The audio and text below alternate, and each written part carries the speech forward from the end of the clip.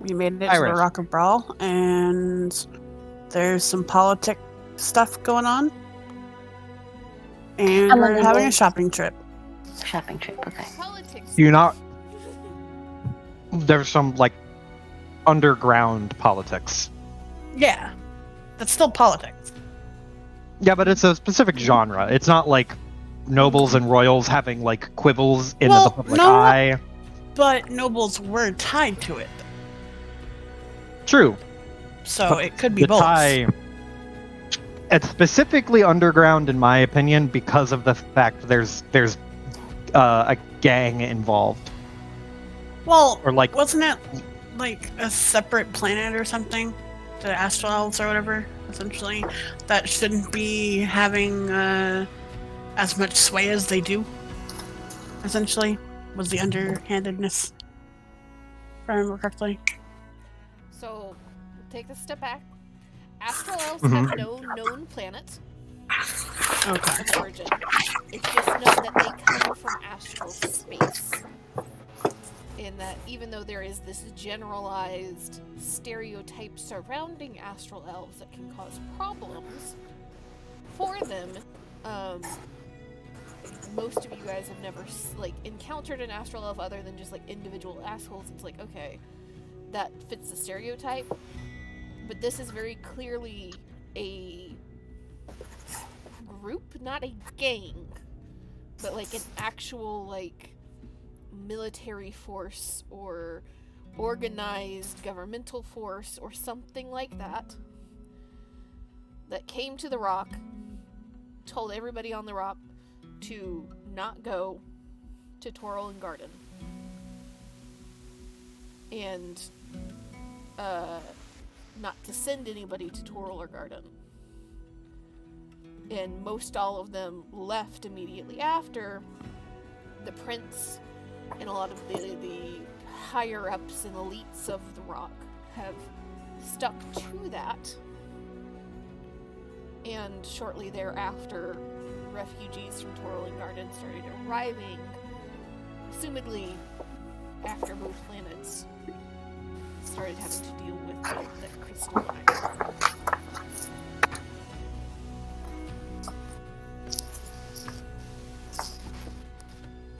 And you all got to the rock, parked Lady Luck near the dry docks, as that was one of the only spaces left on the docks for you to park, and especially park while towing a nautiloid. The town is not necessarily overrun, because this is a very big city. However, there are far more people than normal here. And you guys got some information from Large Luigi at the Happy Beholder. And Best NPC. Booker shared some information that he got from a vision of sorts. Whoops. And you guys were game planning about where to go and what to do. Mm-hmm.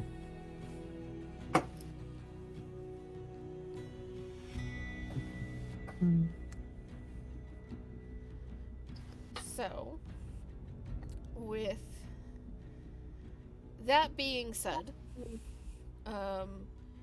because we have Amy not here, at least for the moment, we are not going to, until such a time as she is able to arrive, whether that be this session or next session, the star charts in the library, like the standard library, we'll wait for her for those.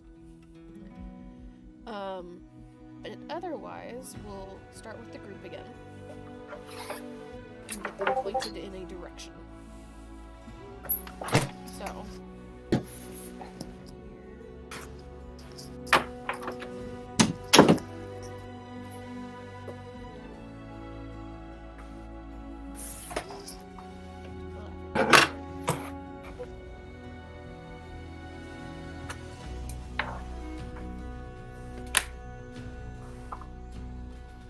Hey, it's Loogie.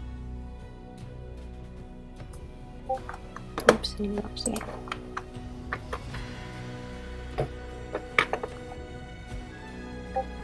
Where did you get all these NPC pictures? A token pack that I got from being a subscriber. Oh,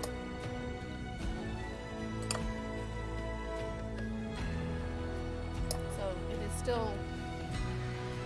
Time is a little weird Wow. on the Rock of Bral as you kind of floating in an area of wild space that there's not really day and night. Everybody kind of runs on their own schedules. Though the residents of the rock do tend to have a relatively similar schedule, plus or minus like an hour or two from each other. However, there is always stuff going on. Places are always open around the clock, as there is no night or day that is really discernible. So, the Laughing Beholder is still bustling with activity as all of you finish a third or fourth round of ale or your chosen alcohol of preference.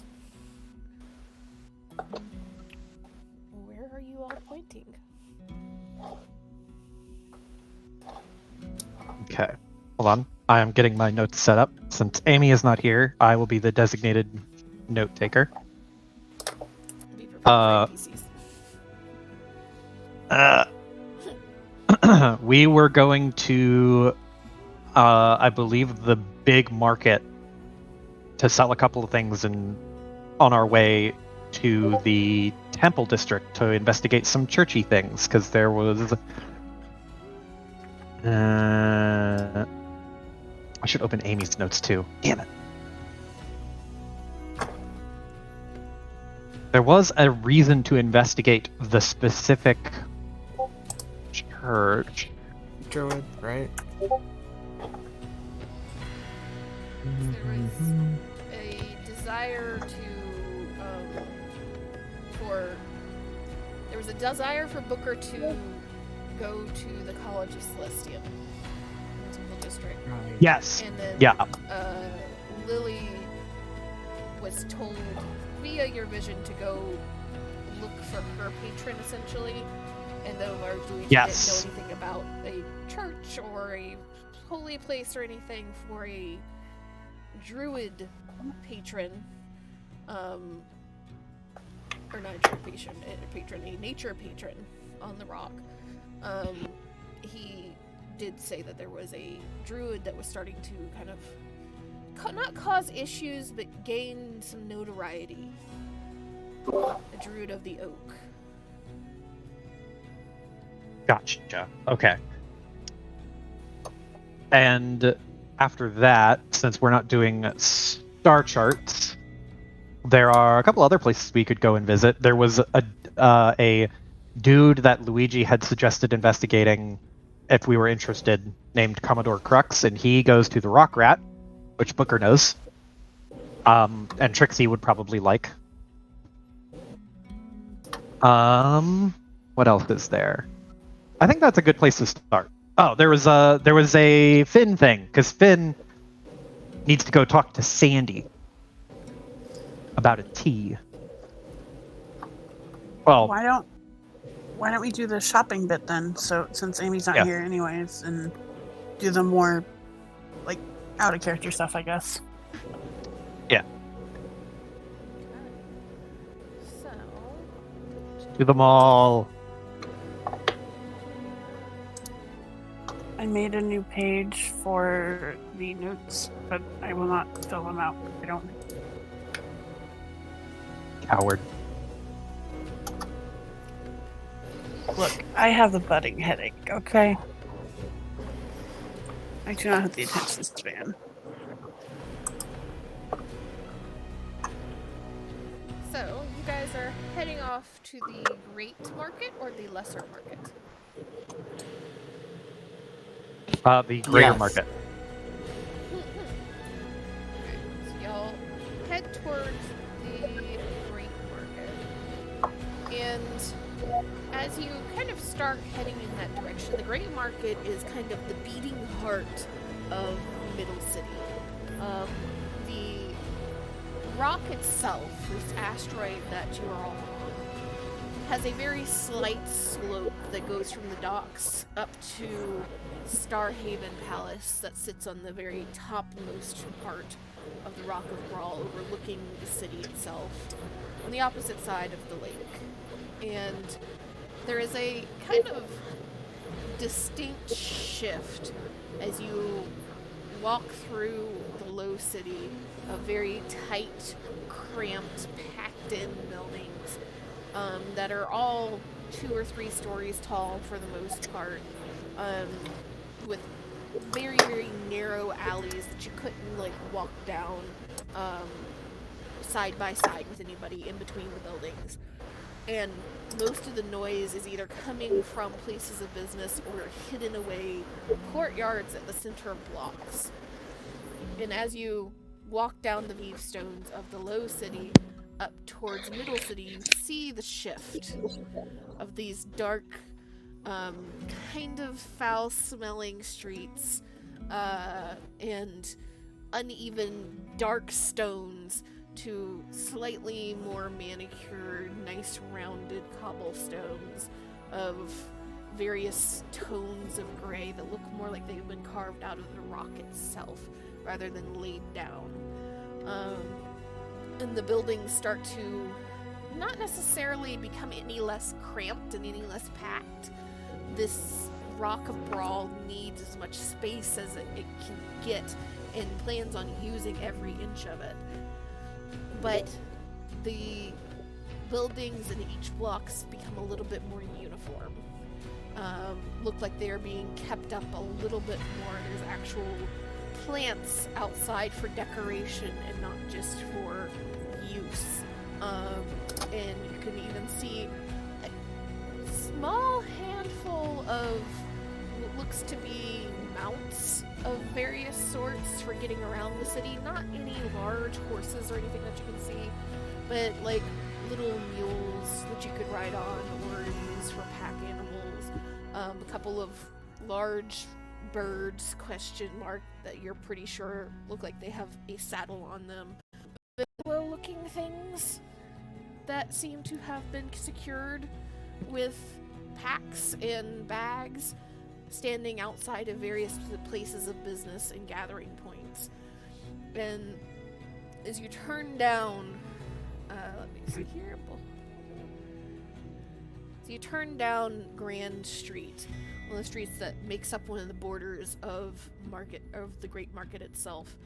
You can just hear the shift of just crowds and noise and music. You can smell foods and smoke and burning wood and incense as you're approaching, and it's still 3 or 4 blocks out.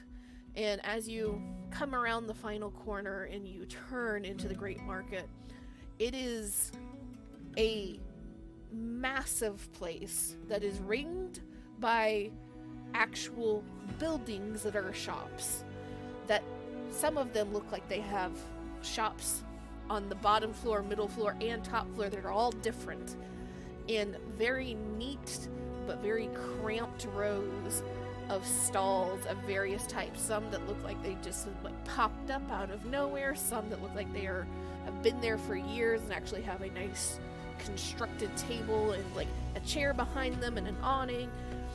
And it is almost as far as you can see, just crowds and tables and shops.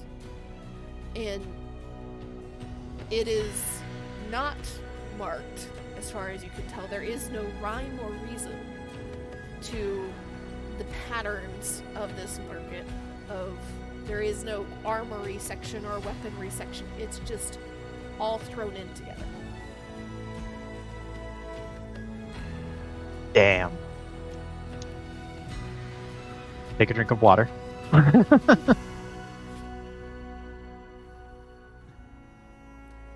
All right. And Booker claps his hands together and rubs them for a second, and is going to ruffle through his bag and start arranging some stuff and pulling out some other stuff to sell.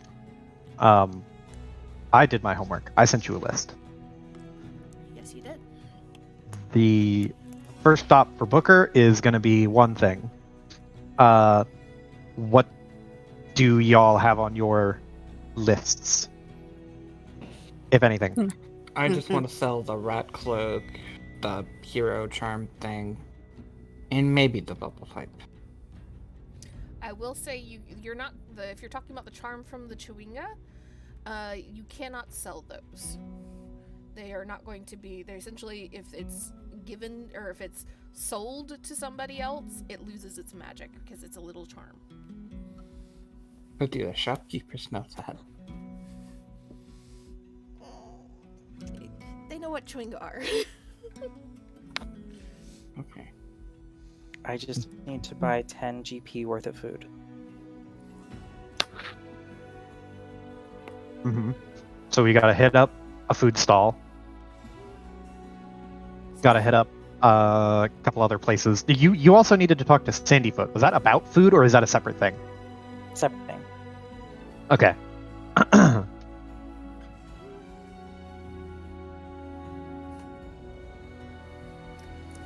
So you can, essentially what you can do here is you guys can try to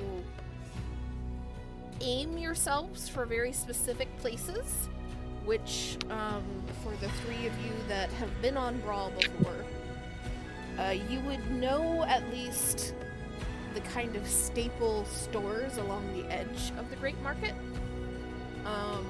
that might be able to work for you, or all of you can just kind of wander the market and happen across places that may or may not be useful to you.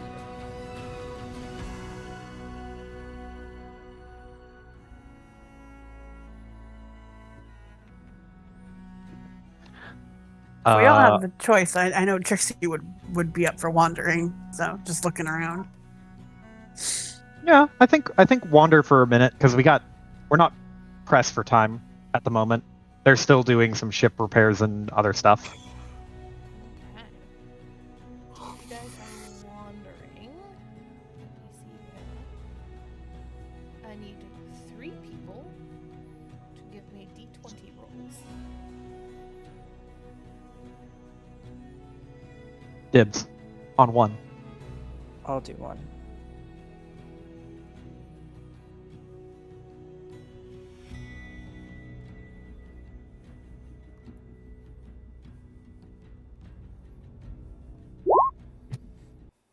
Okay, 19, a 5, and a 7. So as you all are wandering, go down first the primary kind of main stretch where you see to either side these rows that kind of fan out to the east and west of you. However, the main row has a little bit more kind of firm built actual constructed stalls that are in this nice single file line that you either have to kind of like walk all the way down and back around to get to the other wing of the market.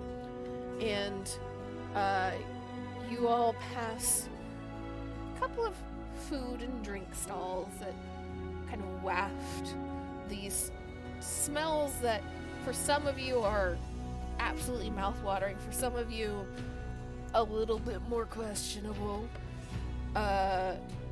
Just delicacies and foods that are just out of this world, pretty literally. You see standard stews and breads and ales and wines. You also see, looks like a bug that is being served, and you see that might be eyeballs in that stew, but you just kind of move on a little bit faster to get past it. And right beside one of the food stands that kind of draws your attention is a little shop that is labeled Net Worth. And you see it is full of fishing supplies, and in particular fishing supplies designed for space fish, wild space fish. The net worth. Directly across from it, you see a little store that, let me see here, is also called the Potent Pot, which is just filled with pots and cauldrons. Potent pot? Mm-hmm. The potent pot? Yes. Gotcha. Anybody looking at either of these? Yes. Which one are you looking I am actually kind of curious about space fishing because with all the crafting shit, fish became infinitely more valuable. at? They also work for food for Finn. That's true. That's repeat value. If Booker points that out, Finn will scuttle over to appraise said fish. Okay. So there is Yeah, a fish Booker will here. It is tap you on the fishing shoulder. items, Oh, but it nets and hooks and things like that. Hey. That you can use to fish Oh, so- while in wild space. got you. To use two fish, Fish. not miss that part. Yeah, but remember, teach a Finn to fish, and you feed him in wild space for a day How about or a teach a lifetime Booker or whatever. to fish and give fish to Finn? Booker eats well. This also works. Fine. I guess we're still going there. It's worth investigating. So as you kind of walk up, let me see here. Which one are you, sir?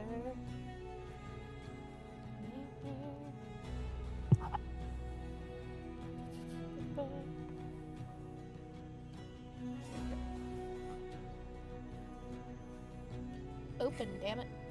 Okay.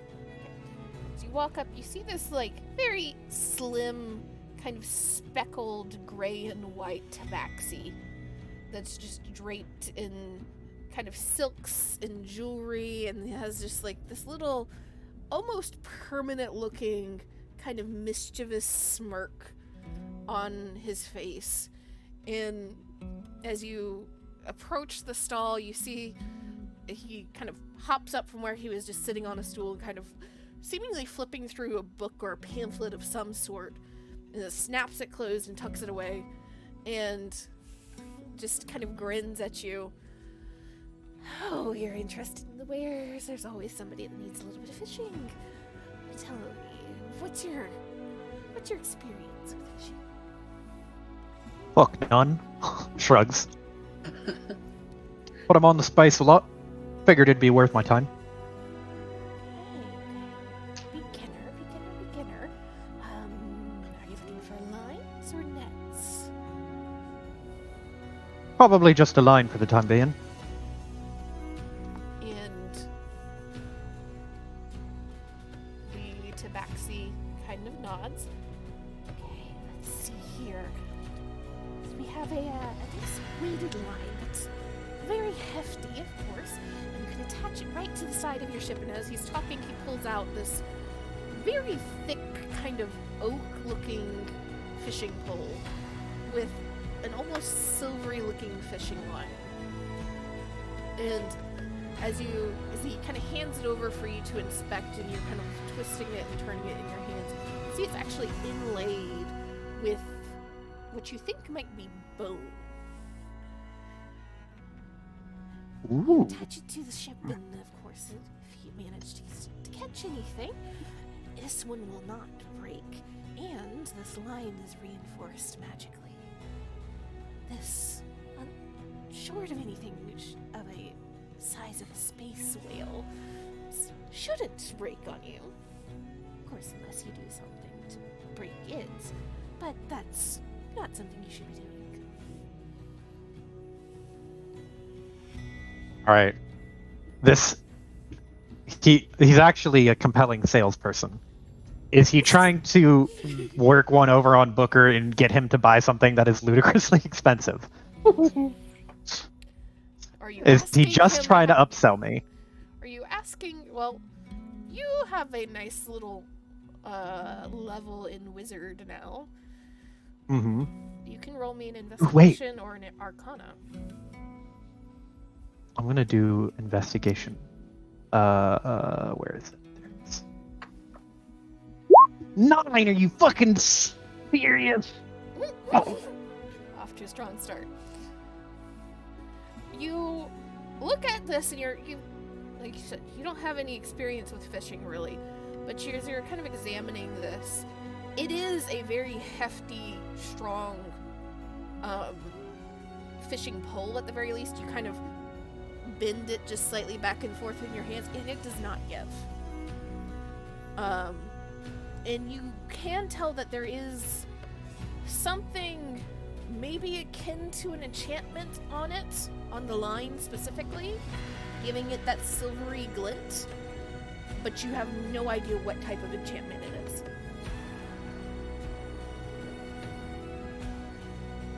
Booker scratches his chin, trying to hide the fact that he can't really figure out if this thing is expensive or not, and he'll just shrug and ask, how much? Well, for first timer, I suppose I could give you a little bit of a discount. Of course, hopefully that means you'll come back and buy from me in the future. Just kind of pauses with again that little twisted, like smirk, exposing a little thin, pointy fang. And 65 gold. That's better than I thought. Booker will scratch his chin again. And he's only I'm going to try this once. Because I have in my inventory 160 gold. Booker will offer. Can you do 60?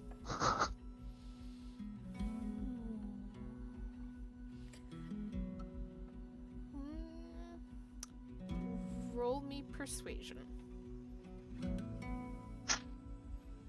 Fuck. 9s across the board. You might just need to roll a whole bunch to get out of the 9s. I need to roll a whole bunch to get out of the sub 10s. Like, this is bad. Start with a 5 and get no higher.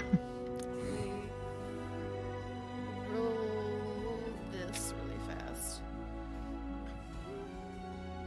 I really hope I didn't just piss this dude off by being like, hey, I know you gave me a discount, but can you go even lower? You see that he there's this kind of shrewd look that comes across his face. Not upset. And Booker would know that haggling is a way of life on Bral. It is so busy all the time, so many different people and so many different items that just come and go, that haggling is just done. And he looks down at it. I suppose I could give it to you for 60. But if anybody asks, you better be pointing them back to the stall. We'll slide 60 gold over, and he will absolutely smile and nod and be like, you better believe it. Every fish I catch, I'll be selling your name, driving business more towards you. So you're welcome for the future. Okay. So, you have a weighted fishing pole, is what it's called. Okay. It has an escape DC of 18. Ooh. That's higher than my wizard DC. And a AC of 17.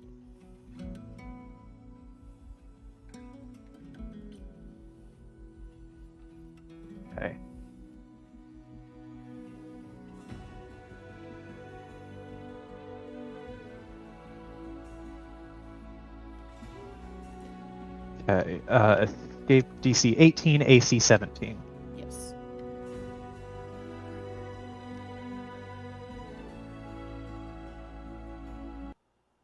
Don't do that.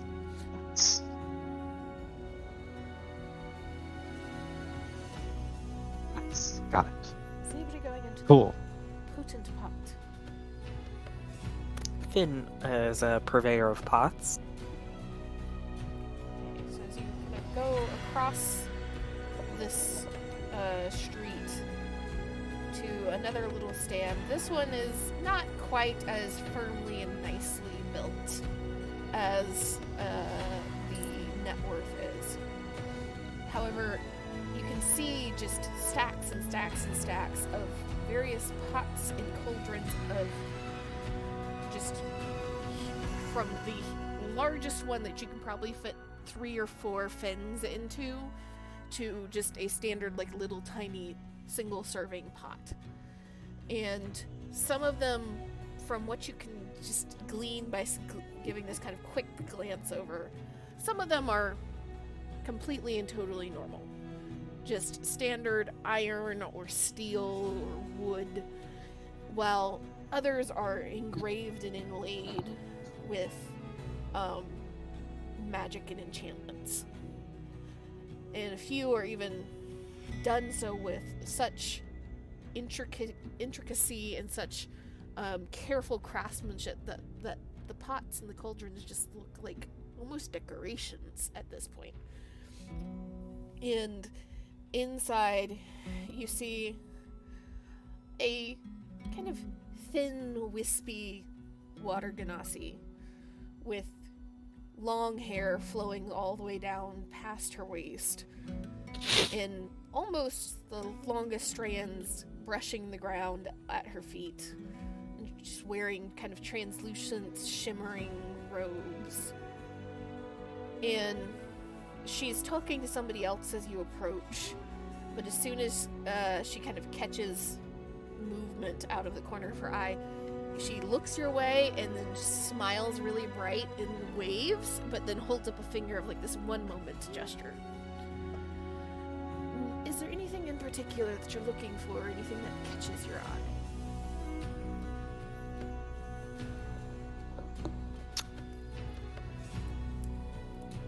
Yeah. What would those decorative pots catch me? So as you are kind of leaning a little bit closer and examining what it would be, are you looking at soup pot or are you looking at big cauldron? Big cauldron. So you're leaning closer to this dark kind of cast iron cauldron that is inlaid with silver and gold metals. In this kind of intricate, swooping, swirling pattern that goes all the way around it from what you can tell. It's about a little bit bigger than your cauldron that you already have on the ship that you can use to like cook the entire crew a meal plus some, with a couple of little rubies kind of placed very carefully along the rim, sparingly, not lining it, but just about 5 or 6 going around. So you're examining it. You can very clearly tell that there is some sort of enchantment on it already. With the kind of shine and glimmer of the rubies. And this genasi turns and just smiles extremely brightly at you as she shifts her focus, clearly having just made a sale with the other person that was at the stall. And she just kind of bounces over. Hi, how can I help you? That's a good one. You have an eye for this, don't you? You could say that. You thinking about buying this one? I can take this out of the stack to let you take a look a little bit closer. Please. And she kind of, with surprising strength, takes a big stack of this from on top of it and moves it aside to pull this cauldron out from the middle of this tower of cauldrons and pots, and places it on a table in front of you, and kind of, without even questioning, just kind of scoots this little stool around so that you can stand up and like be higher than the table to look inside it and examine it a little bit closer. So this is our cauldron of the Fire Eater. It has this nice little enchantment on it that both keeps your food hotter for longer, but also has an interesting little side effect. Well, not side effect, that makes it sound so clinical. Benefits for those who eat anything that comes out of this. And what would that be? Makes them a little bit hardier to the heat. At least for a little bit. And above table, you can roll an investigation or an arcana.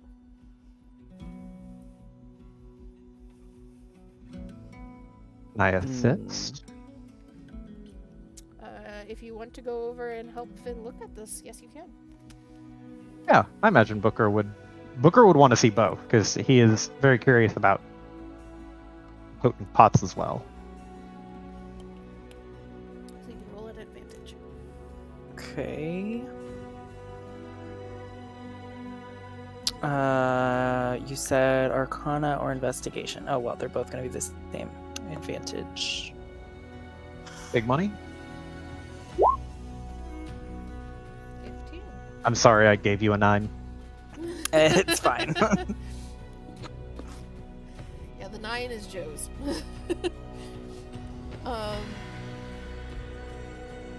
As you're examining it and kind of looking at these rubies and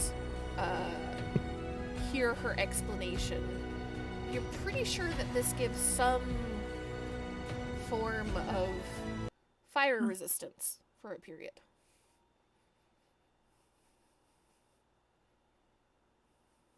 Okay.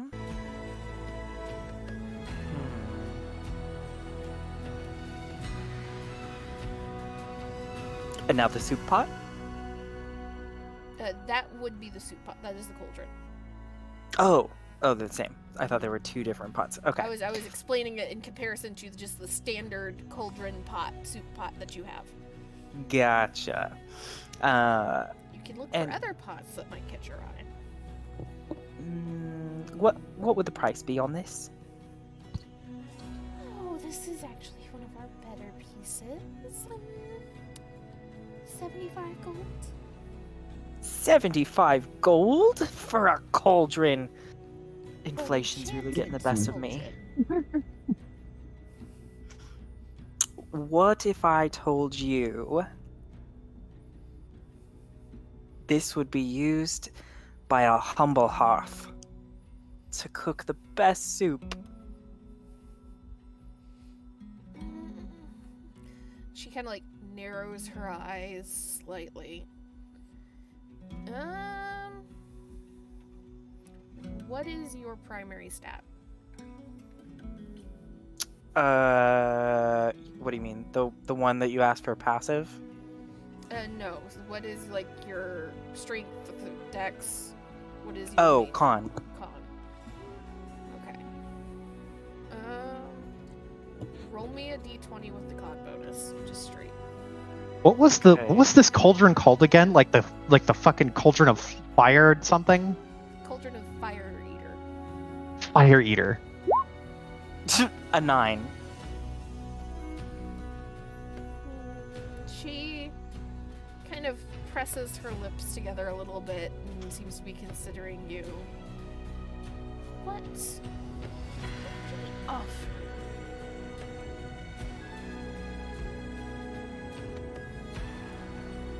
Humble Hearth is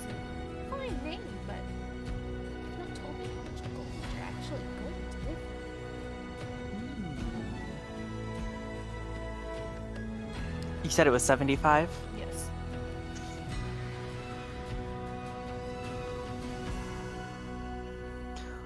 I'd happily give you 65.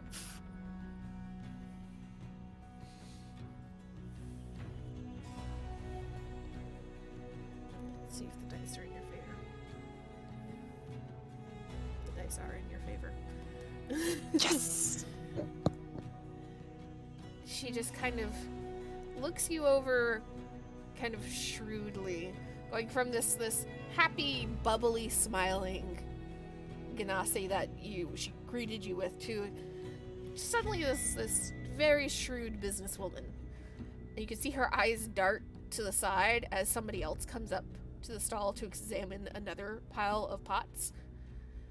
And there's been enough movement around here that you get an impression that she is not struggling for business. And she just finally kind of gives this dramatic sigh. Okay, I suppose I could help you and let you buy it for 65. Splendid! Here you go. She will take the gold and, with surprising kind of dexterity, very quickly count them and tuck them away. And she actually wraps this pot for you, again, very quickly and very deftly, before sliding it in your direction. And remind you, it is the size of Finn. Finn looks up at Booker. You're gonna carry that, right? Booker just snorts and pats you on the head. I ain't playing a strength character this game, baby. Find another pack mule. Finn will take some rope and start dragging it behind him.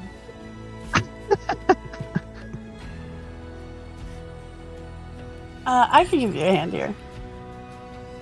Oh, is everyone here? Yeah. Oh, please. Finn will make some comments under his breath about a giant moth woman being stronger than a tiefling. I am part wizard, sir. You're lucky my strength isn't negative.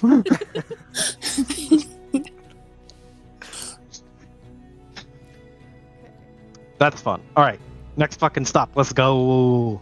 As you all continue down the path and reach the very end of this long central row of the Great Market, you see a store that's actually positioned just off from the main path in the ring of shops.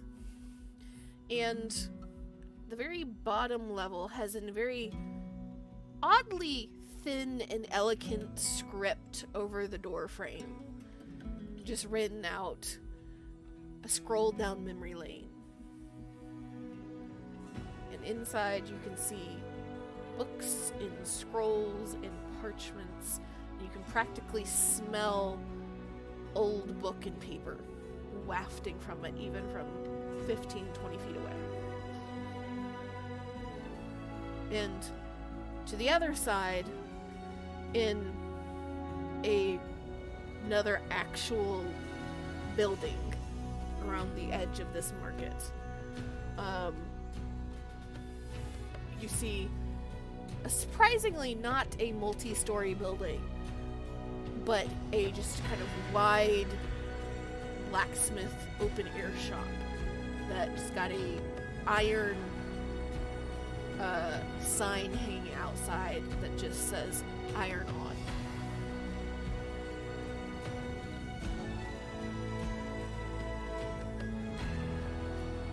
Iron on. Hell yeah. All right. So, what? I was gonna say Trixie would be interested in the blacksmith place, I guess. Same. See what's there. this will make a good place to attempt to sell one of the items I have. And I promise I have not forgotten you, Mandy. We just started off with shopping. Oh, you're fine. I'm just listening. Okay. So you're heading towards Iron On. So you approach, you see kind of on various tables and racks and stands, metal armor and weapons of various sizes and shapes and types, all the way from just what looked to be kind of plain gauntlets to full plate mail suits, from tiny knives that look more like kitchen knives, all the way up to massive great axes and great swords.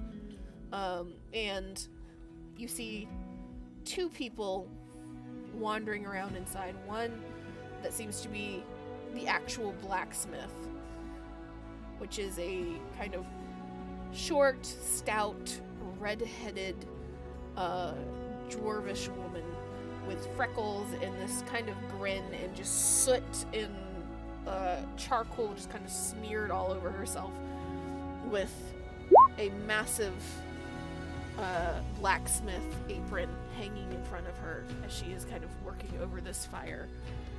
And a few feet away, sitting on a stool near one of the tables, you see a very tall, very broad, kind of pale, gray-skinned. It's hard to tell what the actual original skin tone is on this bald-headed man, as he is covered head to toe, including face and neck and hands and tattoos.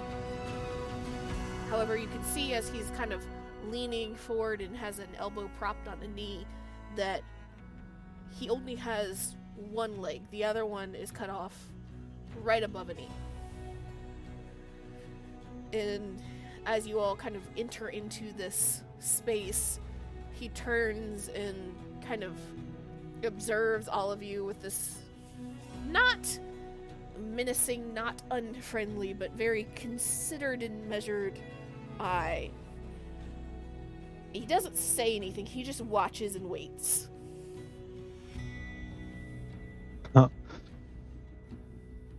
Well, Trixie? You're the one selling stuff.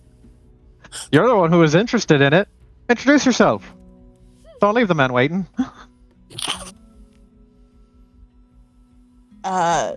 She'll kind of poke her head in and look around, and look to the guy and gives a kind of a wave. Nice shop you got here. Got anything special? And there's just this like slow blink, and you hear a snicker from the dwarvish woman, and the man just kind of tilts his head just like a half inch. Defines special.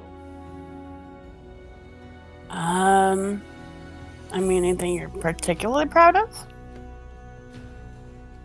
Usually, like, custom stuff like that, or stuff that the owner is really proud of. It's the best stuff to get, obviously.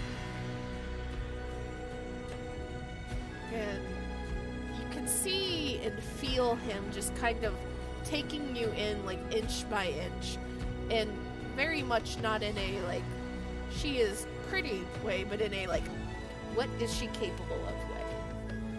Mm-hmm. And you can see his eyes kind of linger on the meteor hammer. I was gonna say, behind her, Booker is just pointing to the meteor hammer like she uses something like this. And then you see his eyes gaze past you towards Booker and look him over head to toe. And then Finn, who I assume has slipped in around and behind them to go look at these knives. Yes. And as he is kind of observing all of you, the woman turns very abruptly from this forge that she is working in and just thrusts something into water, and the entire shop just fills with the hissing and steam. And she just kind of grins. Well, the best stuff I have is going to be in the plate armor and great swords. That's by far my favorite thing to make, but you do have something interesting there. Hmm. She like wiggles her fingers of like one hand towards the meteor hammer. Trixie will beeline to it to look at. She's not pointing towards one. She is wiggling her fingers at your meteor hammer. Oh, okay. Oh, Like, you what? have something interesting. So she wants the meteor hammer, okay. Sadly, not really for sale right now. Unless I can replace it. Why don't you let me take a look at it then? Sure. She'll unwind it and set it on the counter, I guess. She just like immediately moves away, abandoning the tong and whatever she had holding in the water, and you see the guy just like seemingly on instinct kind of lunge forward and grab it before it can like disappear and slowly take it out. You can see that it is a very surprisingly slim and curved sword. Not a scimitar, but some cross between like a scimitar and a short sword that she is currently crafting. And she stumps up onto a box behind the counter and stretches out the meteor hammer very carefully. You can see her almost checking link by link with her thumb, where every single piece is welded together and secured, as she is examining it and weighing it in her hands, picking up first one end and then the other, and just turning it, looking at every single angle, and she's like, can't say I've made one of these anytime recently, but could probably upgrade it for you at some point if you'd like. Upgrade could be useful. I have been noticing it's a little off weight around here. She'll point towards like one of the ends. Still trying to get used to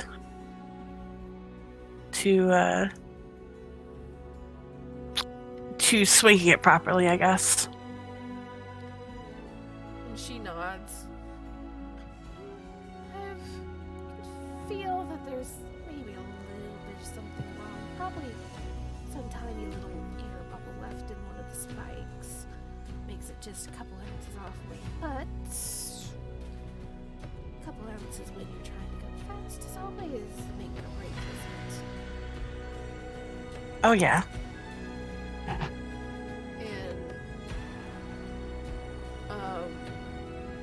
she kind of like is turning it in her hands. If there's anything in particular you want, or you find anything interesting that you want incorporated, shouldn't be too hard. Look at the list. I assume this is for the suffix and prefixes and whatnot, correct? Suffixes, prefixes, and special crafting items. Okay.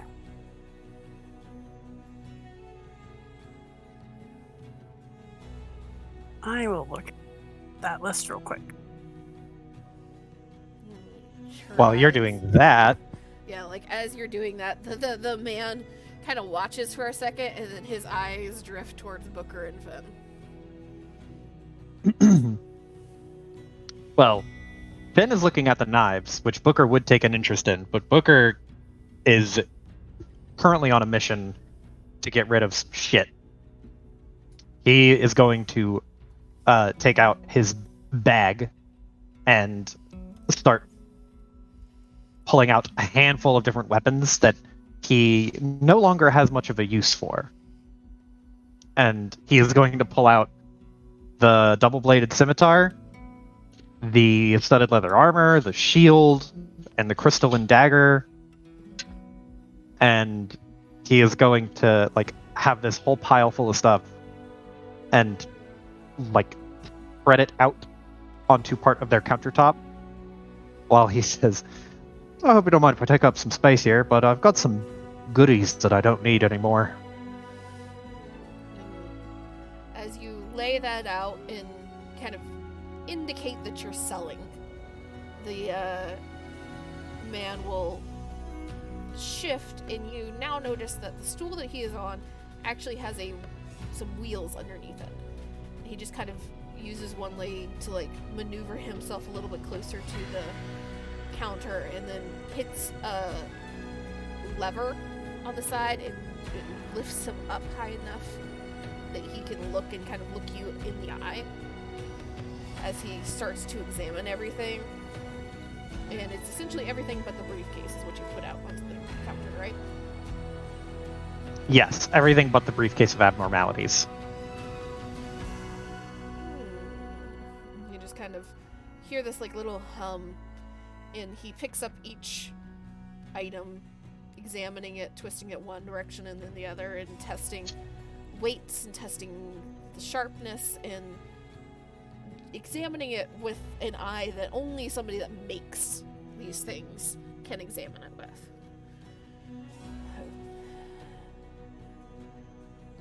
And you want to sell all of these? Yeah, if you don't feel like it's worth much, then that's fine. But I definitely don't need it. I'm looking to expand my collection in a different direction. Something a bit smaller, and he'll show the two daggers that he has that he is going to keep cinched to his belt. They're a little cramped. And you see him like look up from a short sword that he is holding and look at the daggers, and there's like one tattooed eyebrow just kind of lifts. Yeah, interesting choice, but no judgment from me. Do have a couple of nice daggers in the shop if you're needing an extra handful of them. He kind of looks back down. He'll like slide the two short swords to the side. And here is a pen and paper joke. Mm-hmm. He will offer 7 apiece for the short swords. Okay. The double-bladed scimitar. Here, he will offer 21 for that. Okay. For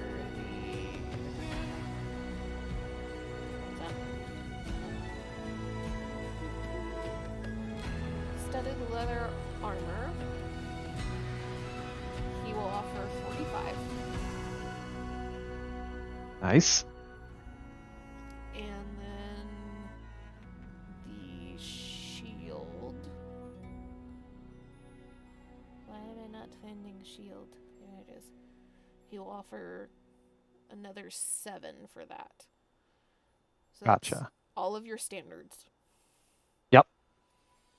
The crystalline dagger. Let's see here. Double check this price really fast. So he picks it up and very carefully turns it one way and then the other, even like shifting slightly and turning so that the light glints through the actual crystal itself from the fire in the forge. He kind of nods, very, very clearly appreciating it. And you can see him pick up a large kind of piece of glass or gem or something that is carved to be about 2 or 3 inches thick, and it's just this sheet 2 or 3 inches thick in a kind of uneven circular shape. And he holds it up, and he's looking at the dagger through it as he moves along the dagger. You get the very distinct impression that he is looking at the enchantment or trying to see the enchantment or something along those lines. Okay, it's like a true sight lens or some shit. And he nods and puts it back down on the counter. It's a fine little bit of enchantment you found there. Not many of those we see coming through the rock.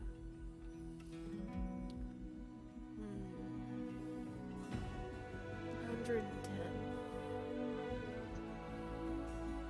110.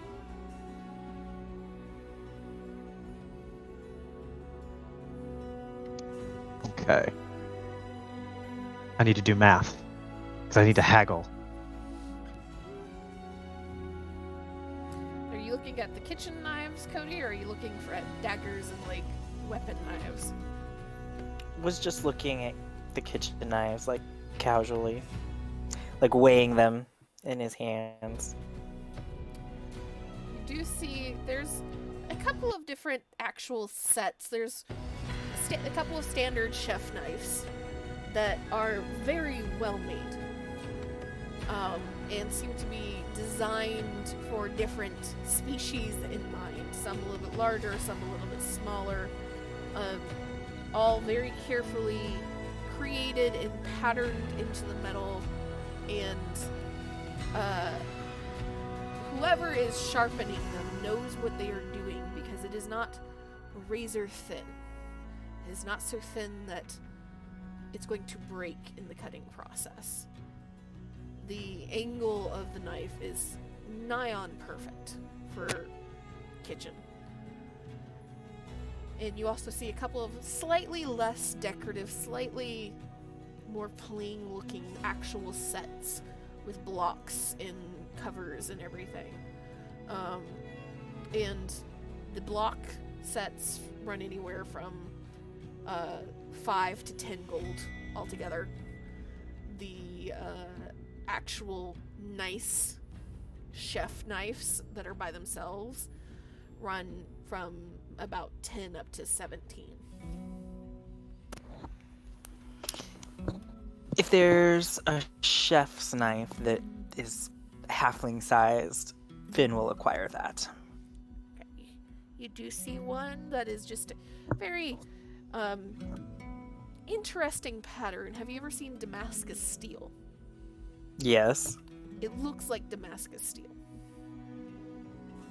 With Okay. a very carefully wrapped and oiled oak handle on it. And it is fairly reasonably priced at about 12 gold. It's the prettiest thing I've ever seen.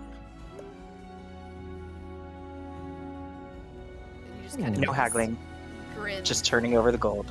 You just get this grin from the dwarf.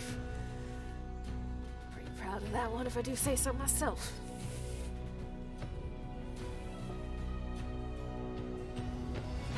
Have you made any decisions, Iris? Do you want to do anything at this moment? Oh, sorry, I was muted. muted. Yes, I realized. Could I get a Sundering enchantment on the weapon?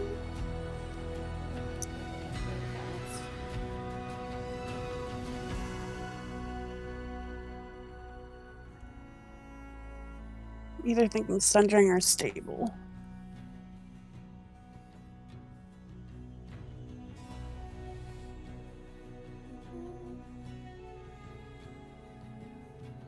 Sundering or stable, you said? Yes.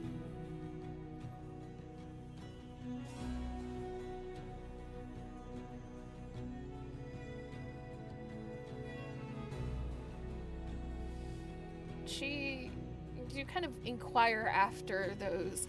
You can see her pause and re-examine the meteor hammer.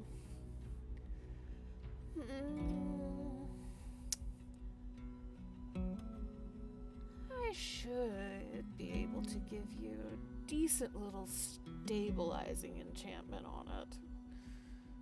Take me about 2 days.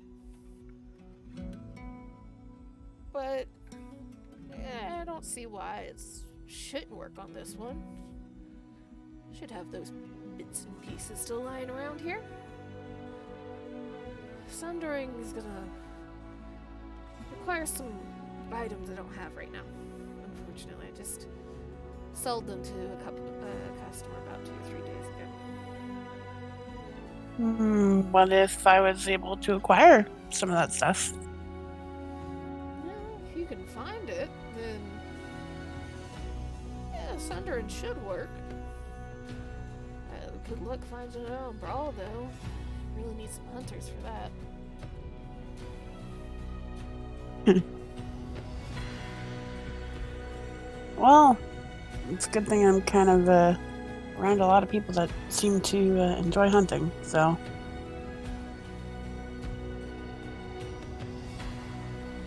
Well, if you manage to find them or you're in town again later and you want to stop by and see if I've managed to get any of them. And she, like, kind of shifts the meteor hammer back towards you and pulls out a little piece of paper and starts writing down a couple of things. And I will get you a list of about 3 items that you need for Sundering. Okay. That you will have to acquire through finding and harvesting from a creature. Cool. Question Z. Yes. How many days will it take before the ship and everything are ready on the Rock of Bral? You guys don't really know. Because you've Okay, not gotten back to the captain. gotcha. Then, while I still have it on the forefront of my mind, can you clarify for me what the spry prefix means or does for armor?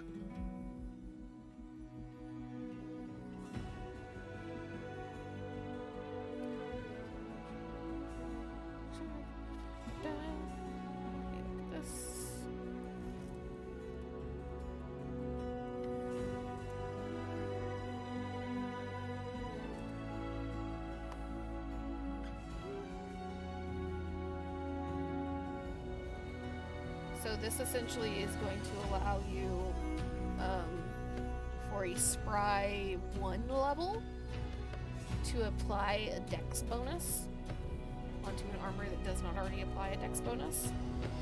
Up to +2. Gotcha. So it wouldn't really do anything for a breastplate then, because a breastplate already lets a dex bonus apply. A level 1, yeah, it wouldn't do anything if you wanted to do, if you could get a level 2 at some point, which would take longer and be more expensive, it would take the max off. Oh, okay.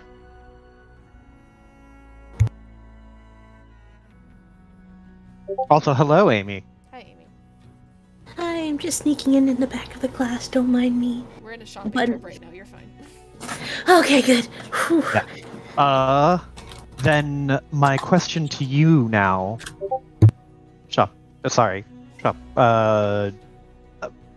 blacksmith. How much would it cost to get a returning enchantment on one of these guys, and he will lay out his 2 daggers that he wants to keep? Okay. And remind me what those 2 daggers are currently. Blood Drinker and then the Thalgu Claw. And the male blacksmith that you're in front of kind of looks at the daggers and again pulls out that lens and runs them along both the daggers and just kind of shakes his head slightly with the first one, which is the blood drinker, and then looks at the claw. And you see there's a consideration.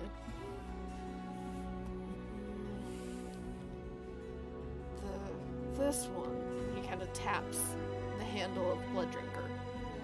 Mm-hmm. That enchantment on it is quite a bit of work already.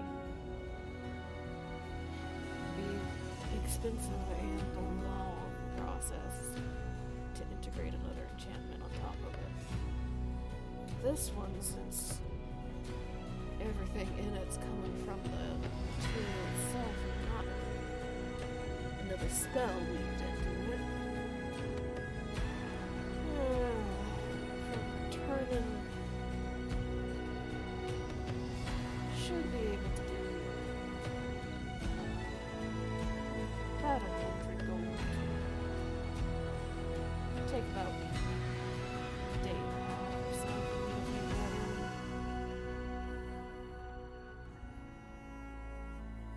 that. And follow-up question. Do you guys have any spare jeweler's kits that you might be willing to part with? Here? No. There is a nice little trinkets and bauble shop a little bit down the way. I should have some extra kits. Okay. Good to know. Hmm. Then I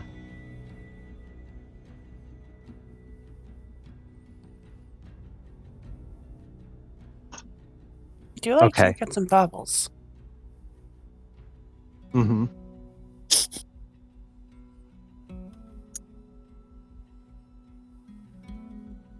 I think that's the next shop we're off to.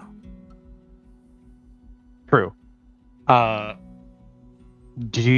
Can I see your other knives that you have hanging out in the back there? The nice ones you mentioned. And he nods and he again kind of cranks the lever on the stool and it goes back down to a normal kind of sitting level.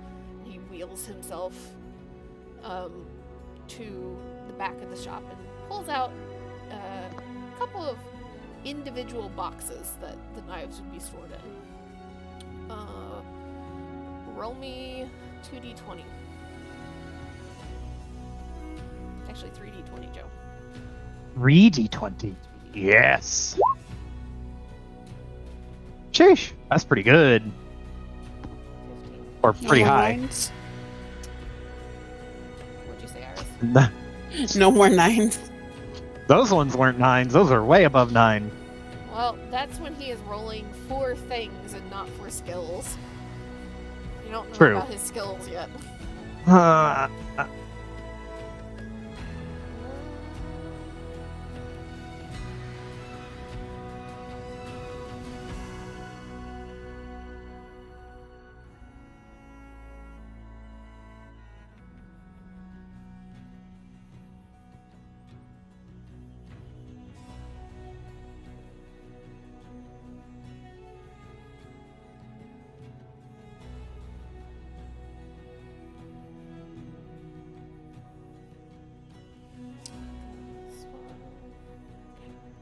So he pulls out 3 knives for you and lays them in front of you.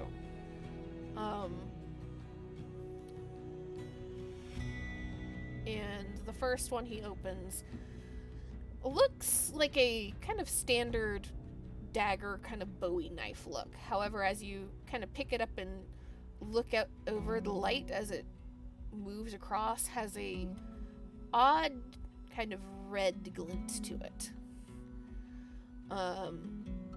And as you kind of let your fingers get close to the blade, it feels warm. And that is, he will explain to you, a elemental knife with the prefix elemental. Ah. So it is a Okay. fire knife. Fucking rad. It's a fire Bowie knife. The next one that pull out is a little bit nicer. That has a very shiny, bright, almost mirror finished steel blade on it. Not particularly long, not particularly decorative. However, the handle is inlaid with this gold swirling pattern in it, and it has a couple of jewels in it, little tiny chips of gemstones. Not enough that any of them would be particularly worth a lot on their own. However, it is just shiny and almost ostentatious in its full form. And that is a gambit knife. Yo! So that is the gambit prefix. And the final one that you pull out is a little heftier. And as you look it over, it looks less like metal and more like bone. And it is bone and claws that are kind of attached together to create this razor kind of saw look on one side, and the handle itself has 4 finger slots in the actual handle. So much like a knife attached to brass knuckles, however it's all made out of bone and claw. That's fucking sick. And this one has, as you pull it out, he will just kind of look it over and nod at it, and there's this little bit of a smirk on it, on his face, of you assume to be pride or amusement. You can't quite tell which, or both. That one will be the beast claw knuckles. And that one you can Booker's tell is enchanted. Booker is very, very, very obviously eyeing the beast claw knuckles, and now knowing the name, he's eyeing them even more, or it even more. And what's this one's specialty do? Has a little bit of extra accuracy in it. And sometimes, if you're lucky, does a little bit more damage if it gets caught. Oh, I forgot to tell you the actual mechanics. Finn, now I'm remembering mechanics. Finn, for your cauldron.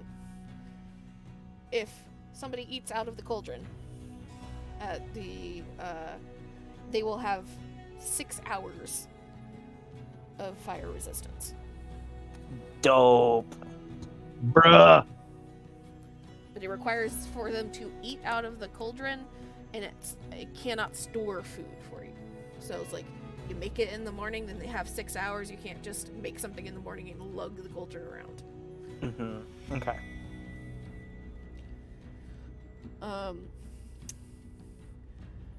Above table, the beast claw knuckles count as a +1 dagger. Mm-hmm. And on a successful hit, if the number you rolled total is even, it's normal. It's a normal hit. If the number you rolled is odd, you can apply a bleed effect. That'll do 1d4 damage at the start of the creature's next turn. It's cool as fuck. And it's blood themed. And you can use a bonus action to attack again with it. Dual wielding baked in. That's really fucking cool. However, the And, downside of these, I'll say that, the downside Uh-huh. of this one, because it lets you attack again as a bonus action with this, that is the only knife you can wield to get that bonus action. Ah, okay. Well, that's fine. So, How much is the beast one right here?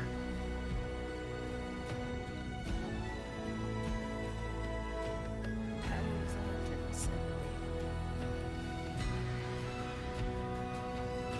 170. 170. So if I total all this shit up, Math. my specialty.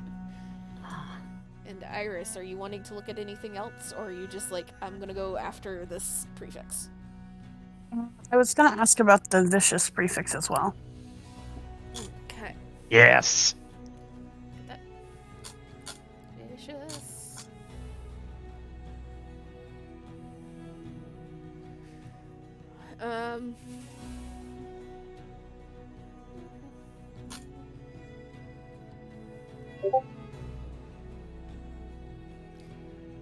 That one will end up costing about the same amount in time as the stable, and she would be able to do vicious right now.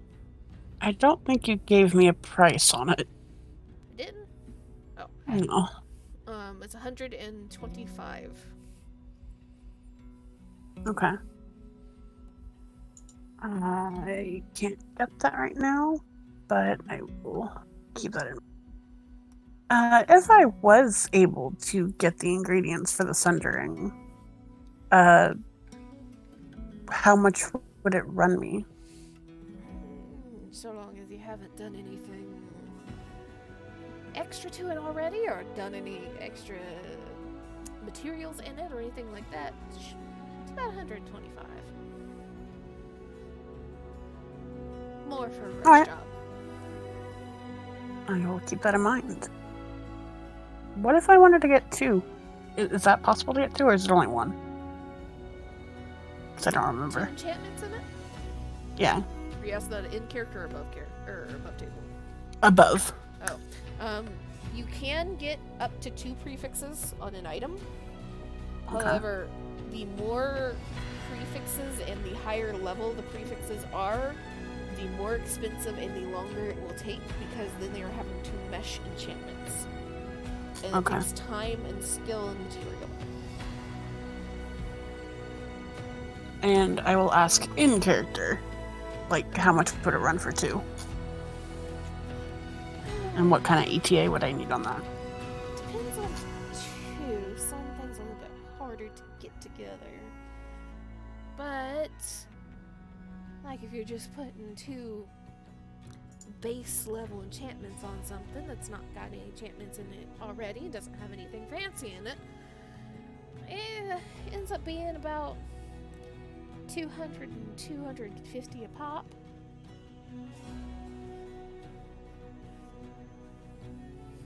Okay.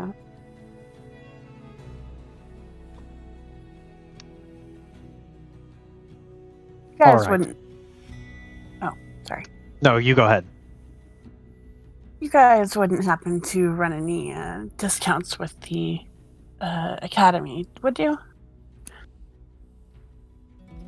Spelljammer Academy. Mhm. Can't say that we do. Not here, at least. I mean, some others do that have people from the academy, but if you bring in some extra items that I can use for the enchantments, I can definitely give you a little bit of a discount for finder's fee. Deal. Yeah, I'll give me list what you need. Definitely be back. Okay. Make a note of that to remind me of that shit later. I am putting this down right now. So that I can send you lists that I do not currently have. And yes, you said that they could do vicious, but they did not. But they just, or Trixie didn't have the money for it. Yep. Booker will look at all the stuff he's got, and then he will look at the beast claw dagger, and he will drum his fingers on the countertop for a second. I'll remind those of you that have jewels and shit. You can just, if you're not wanting to keep them for a component, you can just trade those directly over.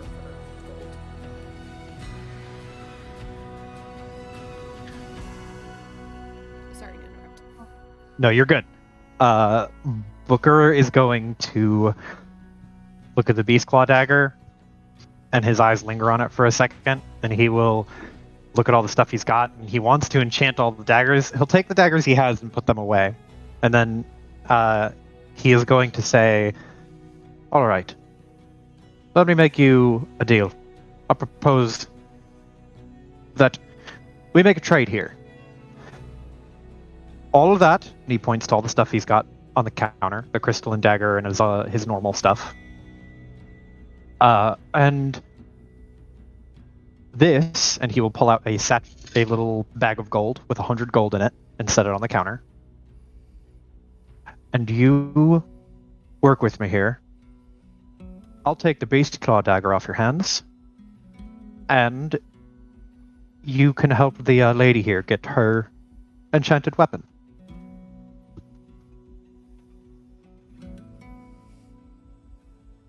The two blacksmiths kind of look at each other and then look at all the items that you're about to sell and then look at the meteor hammer.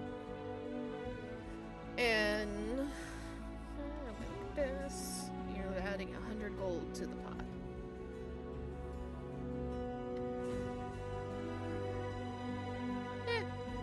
The dwarvish woman will just kind of give a nod.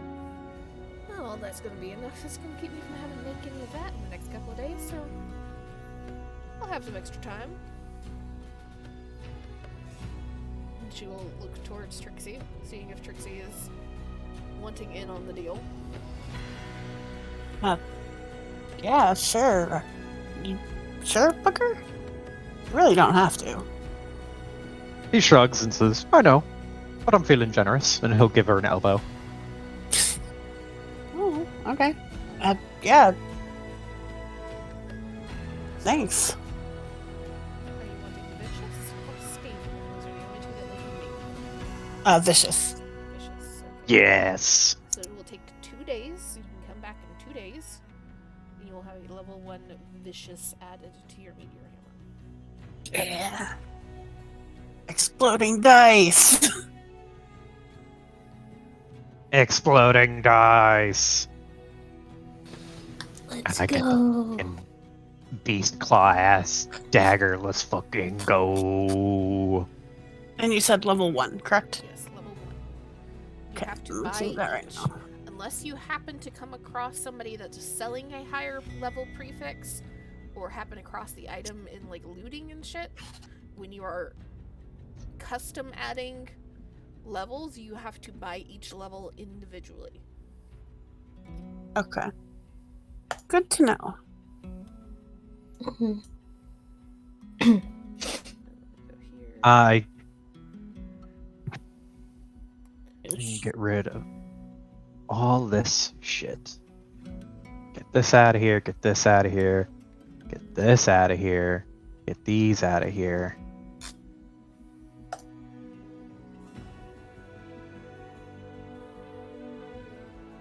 Trixie is without a weapon for 2 days. Hope we're cool with that. You're a Oh no, the monk is unarmed? What will we do? Say it isn't so. It hurts, I know. Question is, But not as bad as these fists. Yes, Amy. is this like only metal things here? This is a Or- blacksmith shop. Okay, so Button would not be able to get their quarterstaff upgraded here You then. have to find a wood carver or a mower. Understood.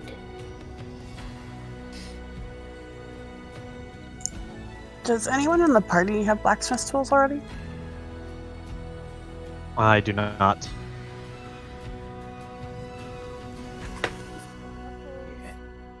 Yes. Yes. Okay. So any other last minute things that people want to do with the blacksmith specifically? I've just realized, or I had one last thing, which is to sell the bloodstone. as much as I want to keep the bloodstone because edgy, cool blood gem, I'm going to sell it because I need to make sure that I can buy the jeweler's tools. Okay. Did I give you a price for that one already? You said I have it noted as worth 50 gold. Yeah. A 50 gold gem. Since it's jewelry that's like not enchanted or anything, you can just straight up sell that without. Nice. I'm allowing jewels to kind of function as flux cash. Easily, And yeah. Joe, can I trade you? For the bloodstone gem? Yes. I don't have 50 gold. I have 35. Why do you want the gem? I Is it just 'cause didn't matter. it's shiny? Is it because it's shiny? She's a moth. I mean, if Booker pulls it out to sell it, and if Trixie stops him Yeah. when he is handing it over, he's gonna look at her and squint, and just be like, "Why do you want it?" It looks nice, and I don't know. Figure you can make something with it. Is Trixie lying? No.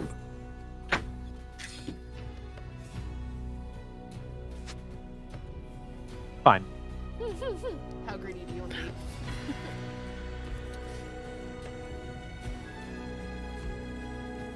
What do you mean? No, I was talking to Booker. Like, how greedy do you want to Ah. He'll let her have it. be? So you get 35 gold from Trixie. Trixie, you lose 35 gold. She get a bloodstone. Yeah. Actually, it's I have a 36. You have 36 gold now. Oh, big spender. Let's go. Booker will Bloodstone. trade you, and he will longingly watch the gem disappear into your pockets, and he'll shrug and be like, "Oh, don't say I never gave you nothing." Don't worry, I'll be paying you back the rest of it. I don't like owing people. Good, because I don't like being owed. And he'll give you another elbow.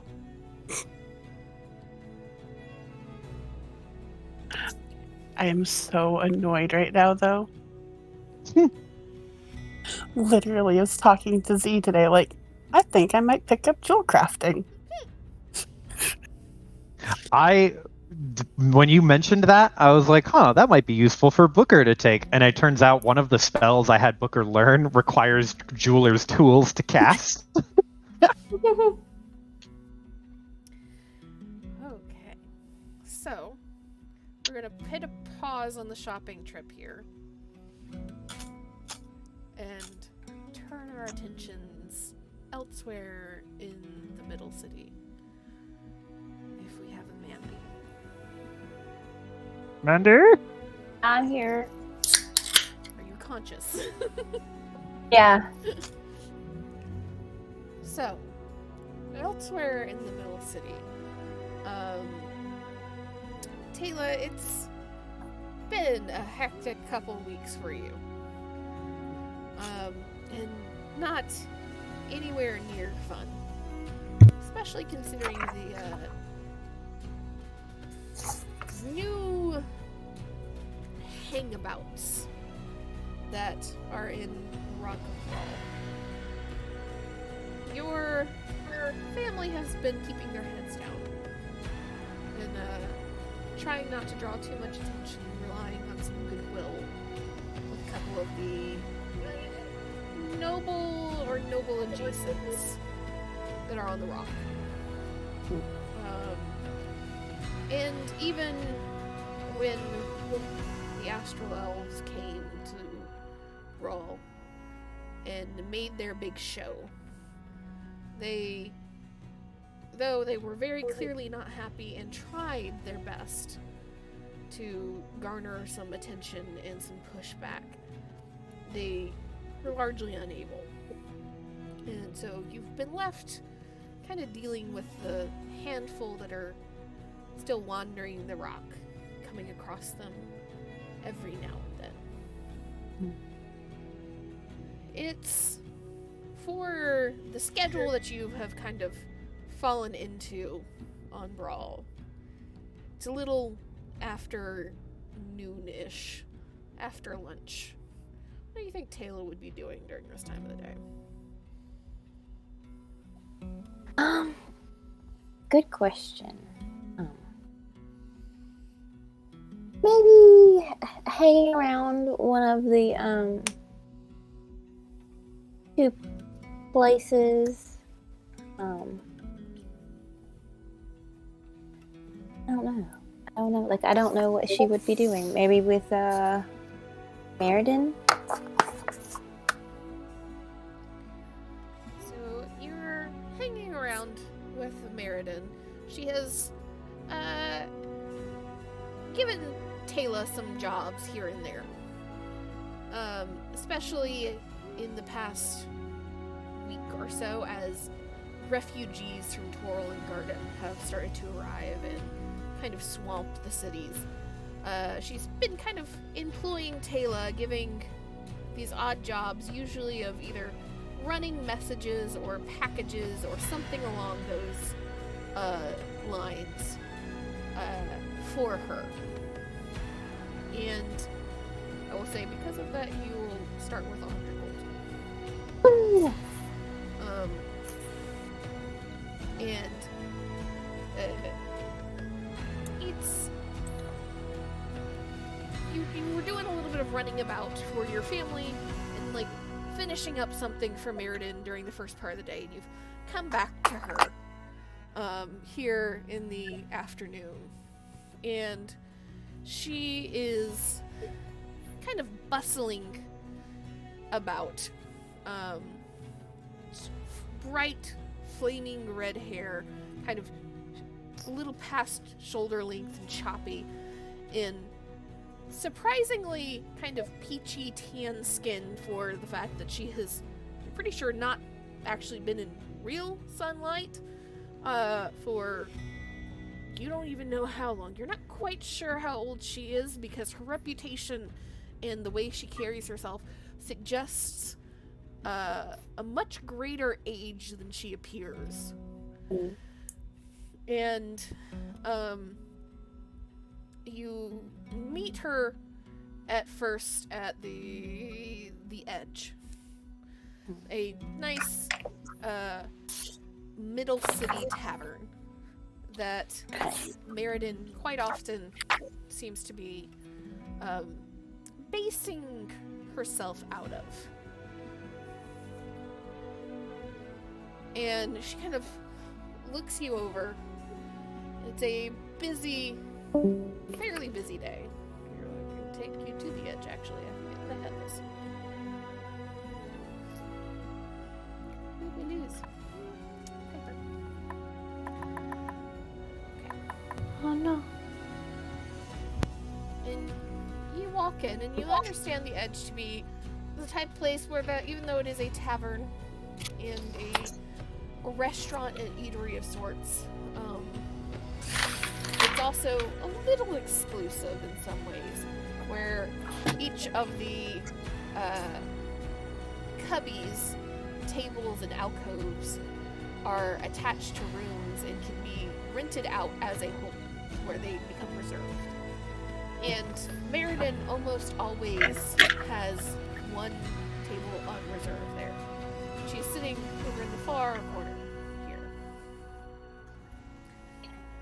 And she's kind of bustling about this group of interesting looking people. You're pretty sure that you've seen them in passing. It's a middle-aged, friendly looking woman. A older, maybe noble, maybe formerly noble-looking dwarf woman, and a very tall and slim and silent, kind of unmoving-looking Eladrin elf. And you've seen the dwarf and the elf in her presence before. The woman, the human woman, you're pretty sure you have seen in markets and moving around the middle city. And as you approach, Meriden is kind of moving around, talking to each of them, and seemingly kind of picking up and putting down little parcels of something. Not quite sure what's in them, but like rearranging them in front of each of these people, almost like she is. You can imagine, for lack of a better descriptor, like how a person might be arranging the seating order at like a wedding, almost, of like this very careful. Okay, this can go with this, but not this, and like all that. And as you approach, she just kind of looks over her shoulder, and there's this small smile. Ah, there you are, darling. Sorry to interrupt. I just finished everything and was checking back in. You are blessing, aren't you? Make life so much easier. She kind of shifts again and grabs a little parcel from in front of the elf. And how tall is Taylor? 5'11". 5'11". Tall. And she like turns towards you, looks up, and then just like crooks her finger for you to bend down closer. And as you do, she holds this little parcel up and she just kind of smiles. Take a smell of this. She rin. Of course, whenever Taylor's turn, it's somebody coming to the door. She bends down and takes a sniff. No, go ahead. She smells it. And you can just smell this almost spicy herb mixture of some sort. It is unlike anything that you have smelled before. It is spicy and earthy and almost nutty. Even with just the whiff of these spices, you're pretty sure that you can imagine what the taste would be. And as you straighten back up and kind of process that, Meriden just holds the parcel and like her other hand is on her hip, kind of cocked to the side. Well, it's very nice. see, I told you. And she immediately puts it back down in front of the elf. And the elf does not seem to visibly respond or react, other than just maybe a roll of the eyes. It's kind of hard to tell, as his eyes are completely black. But you're also fairly certain that you see a vein starting to pop out on one temple. And the other two women at the table are trying very hard not to smile. And she looks over the table again and gives a little nod before turning towards Taylor. Well, I don't have much of anything for you left. Unless I can talk you into just helping me out a little bit. I do need to grab a few items from the market. Yeah, that's no problem. Wonderful. Always nice to have some tall folk around to carry a few things for you. And without missing a beat, she pulls a basket out from under the table, and it is a kind of large covered wicker basket that is half her size.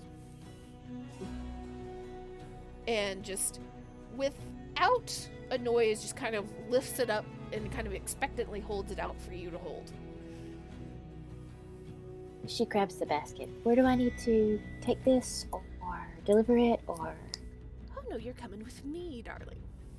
Oh, okay, even better. And she just like pats her arm a little bit and pulls out another smaller basket. However, this one is empty.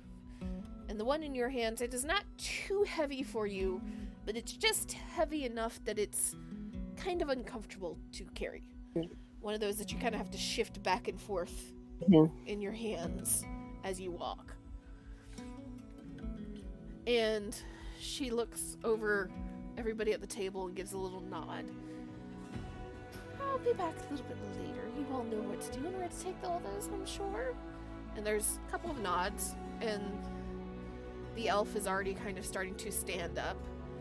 And without another word to Meriden, he just kind of bends ever so slightly at the waist in this kind of partial bow, and then gives you a nod, Taylor, and turns and walks out.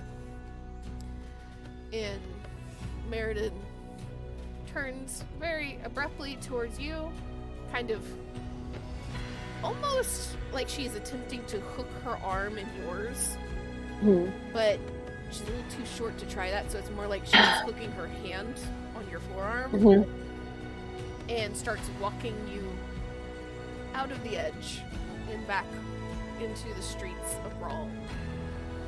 And as soon as you are outside and back into the shifting crowds, she looks up to you with this almost uncomfortably kind of knowing look. And how are you holding up?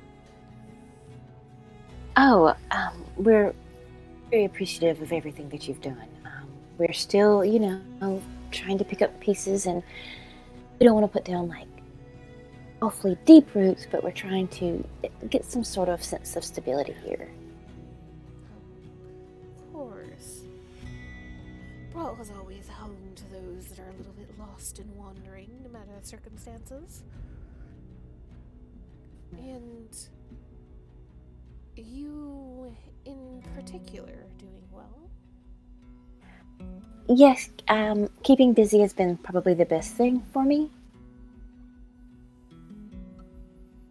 Anything else that you need me to do helps me to keep things dwelling too hard. And then have you had any run-ins recently? Not recently, but I have been keeping my head down and doing as you say and trying to avoid being seen by them. So everything's been going pretty well. She nods slightly.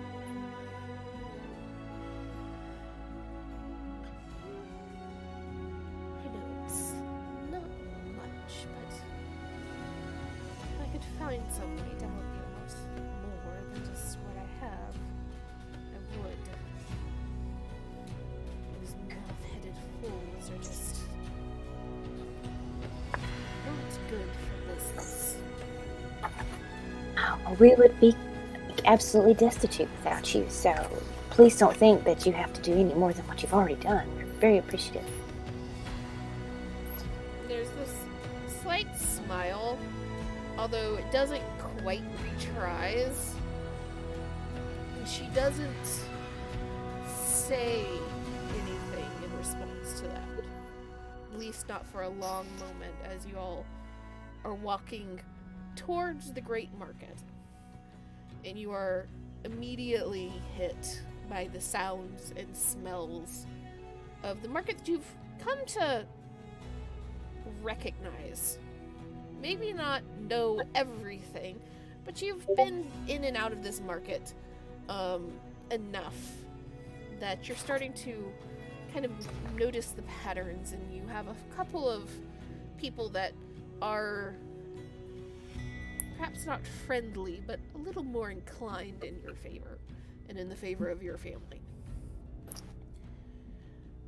And as you enter into the kind of main walkway of the market, standing beside Meriden, immediately, at least half of the stall and shop owners recognize Meriden, at least the ones that are not actively engaging in selling something or trying to fix something or create something. And you get tons of waves and hellos and just various greetings. Some a little bit more warm, some a little bit more, oh boy, kind of in tone.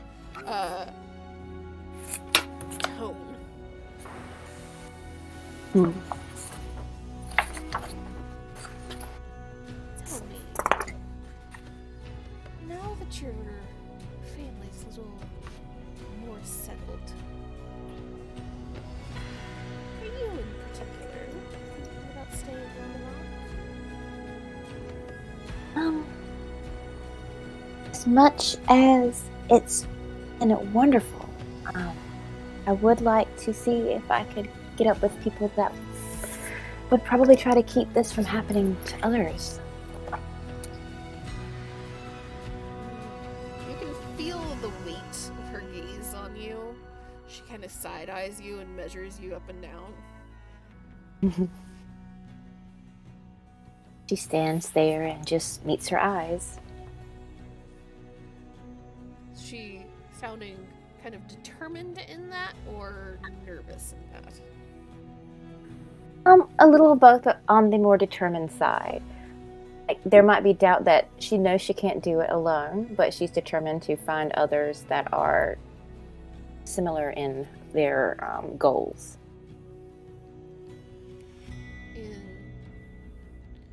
She gives a single nod, very slow. Well, I'm certain that there are others that are inclined in the same direction as us.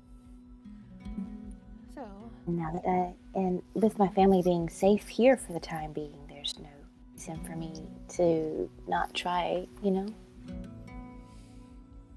oh yes, they would not bother with Bral or risk with Bral. Fortunately, everybody else doesn't have quite the manpower. So your family is more than safe here. The question is just finding somebody that is worth more than 2 silvers. Get more than enough people coming in and out of the docks that I wouldn't let my dog get onto the ship, let alone somebody that's actually useful like you. As she's moving through the market and going down some of the slightly less busier pathways, on occasion she will stop and kind of pull on the basket that you're carrying and pull something out and hand it to a shopkeep and then move on. And at other stalls she stops, examines what is on the table, makes sure that she makes eye contact with the shopkeep and gives them a nod, and will take items from various stalls. And it's very methodical and very intentional. She is not wandering and browsing. She knows exactly where she is going and what is going where and what she is taking from where. And most of the packages that are coming out look like boxes of food. Can't tell exactly what, but they are pastry boxes and wraps of what look like might be slabs of meat or sausage or cheese in wax paper.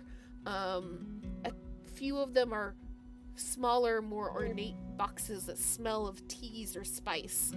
And most of what she is taking seems to be food or kind of household related. So you're taking some kitchen knives from one stall, and from another she is taking what looks to be very kind of finely crafted linens, and from another one you see her taking what looks like curtains, maybe? You're not quite sure what that cloth is. But nothing other than the occasionally oddly large knife. Nothing overly worrying. Other than just it's a strange assortment of goods. And as she exits from one of the winding pathways to walk along the buildings on the outskirts of the Great Market, she turns her attention towards you again have you advertised your spellcasting ability? She would know of it. Okay. Um, I do have to ask. Exactly how... This will sound very rude, and I do apologize for that. How competent do you think you would be as a crew member? as far as able to, well, with the refugees and stuff, I was able to heal those that needed. I think it would probably be safe to assume that I would be able to do the same on a ship. And you can see by the expression on her face, she is mentally filing what you are saying. She is taking notice and tucking it away. And as she turns another corner, is it just your headphones, or am I cutting out in and out for everybody? It's been a touch of like cutting it out, but usually towards the end of a sentence, and not enough to cut off whole words. Yeah, no, I'm watching my connection on my dock from my headphones. It's going in and out. Okay. So it is on my end. Oh, okay. I'm gonna passing the baton to you, Joe. I'm catching like every other sentence, maybe. So I'm gonna try and fix that. Gotcha. I will pick up notes. So as she comes around the end of this aisle of stalls. Hold on,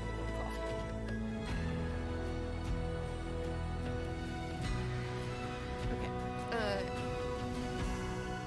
Finn, you are coming out of the blacksmith shop with the rest of your crew, and examining and appreciating this fancy chef knife that you just acquired. And as you kind of look up and past it, you see a very familiar head of flaming red hair that stands about an inch or two taller than you.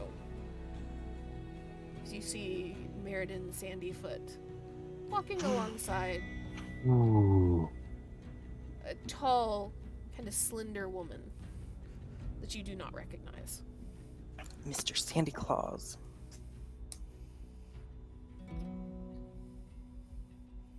Finn will walk up. Hello, Mary. And as you walk up, Meriden looks like first with this like, who is approaching me and talking to me out of nowhere, and then that kind of like very carefully controlled, not unfriendly, but just like stoic expression turns into this bright smile. Finn dear, oh, it's been so long, how have you been? And she will immediately like move up to you and hook one arm around your neck and pull you into like a one-armed hug. Return the squeeze. I've been good. I graduated top of my class at Spelljammer Academy. And you got a ship now then, I'm assuming, if you're here. Well, it's not my ship, but for all intents and purposes, yes. It's wonderful. And are you here to rejoin the guild then? I've given it a lot of thought, and yes. And there's this kind of slow, some cross between satisfied and mischievous smile. And she is like, has moved her hand from the hug to where it was kind of resting on your shoulder And she like gives your shoulder like a little shake and squeeze. Here we go, another humble hearth in the guild. Exactly what we needed. Another True legacy. That it is. And was that Booker saying another? Yes. Another humble hearth. Her gaze drifts past Finn and up. And she looks and kind of examines Booker and then kind of leans and examines the rest of the group as they slowly trickle in behind. And I'm assuming you know all of them. Finn lets out. It's not so much a sigh as just kind of like releasing the air. This is my crew. Booker waves. There's another little smile. She nods. Well then, any friends of the Humble Hearts are always a friend of mine. At least so long as you don't cause any trouble. Immediately looks at Liliana. Yeah, Booker immediately looks at Trixie. So I see the ones I need to keep an eye on. Thank you very much. Trixie leans a little bit closer to Booker's like, is Humble Hearth like popular name around here? Oh, I was just thinking the same thing. There's at least 2 of them. And he'll he'll touch his boot to the back of Finn's boot and like a tapping, like, oh, you gonna explain? Who's the other Humble Hearth?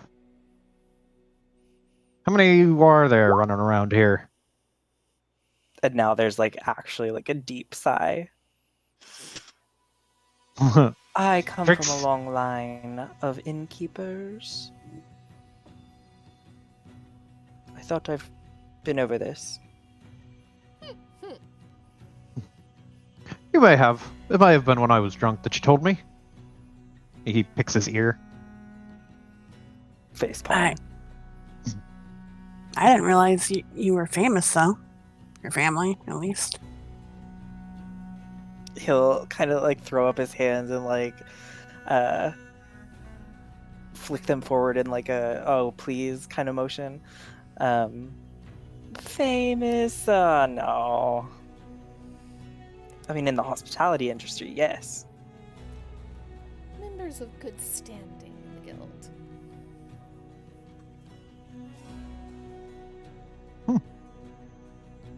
Well, you'll have to take us around and meet some of them if they're still on the rock. Yeah, maybe try some of their cooking, too. If they're as No, good as show you. off your crew a Of little course bit. they're not as good as me.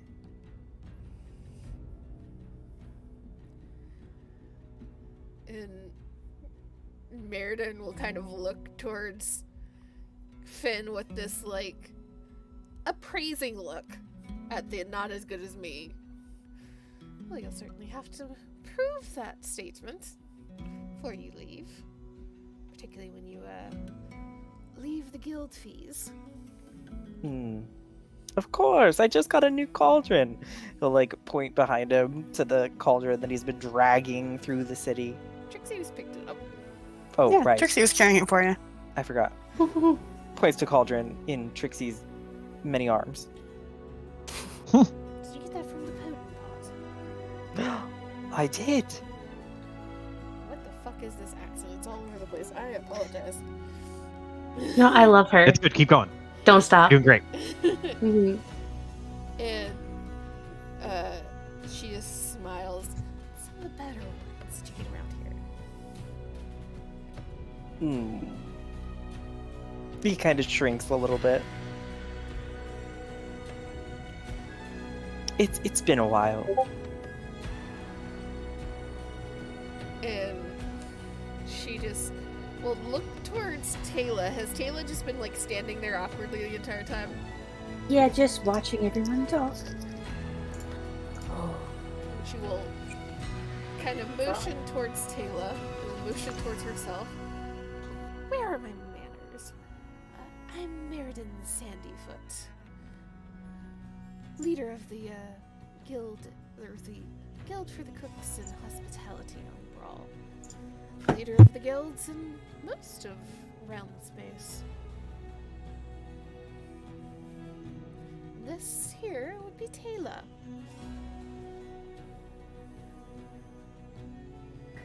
It's nice to meet you all.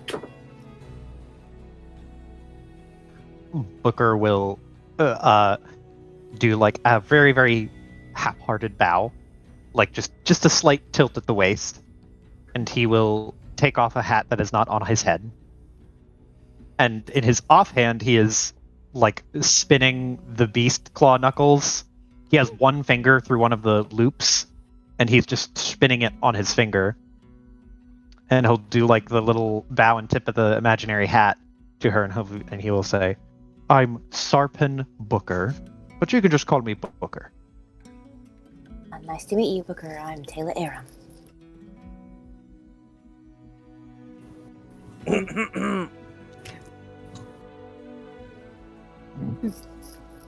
Humble heart. Finn looks at the others.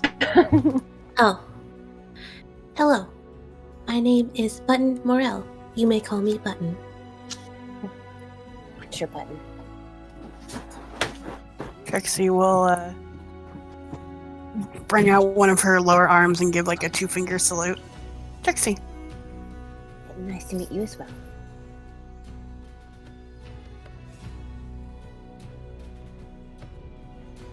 Lily? Hello, I am Liliana. It's a pleasure to meet you. You as well.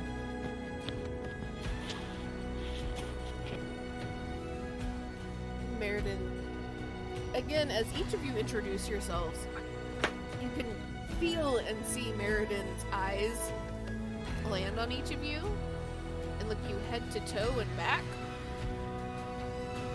And on occasion, you can see her kind of purse her lips. She doesn't say anything, but there's just this little expression that you can't quite place. And as Lily introduces herself and kind of rounds out the group, she tilts her head back towards Finn. Who would you be sailing with if you don't have the ship? Wait, what did she ask? Would I be sailing with them if I didn't have the ship? Who is Finn sailing with? Whose ship is it? Oh, I low-key forgot the name of the captain. What's her name? Elena. Our captain's name is Elena. Then her eyes kind of narrow for a second, and then widen a little bit. Elena's here. Well, I have to go and talk to her then. I didn't know she was in town. How dare she? She usually comes and sees me. You know everybody. Oh, isn't that what you're supposed to do when you're in the hospitality industry? This is true. And there's this little smirk. And that means you'd be on the... not the luck. Not... what is it? The Lady Luck. Lady Luck. That one, yes. The nice little quaint ladybug ship. You don't see very many of those.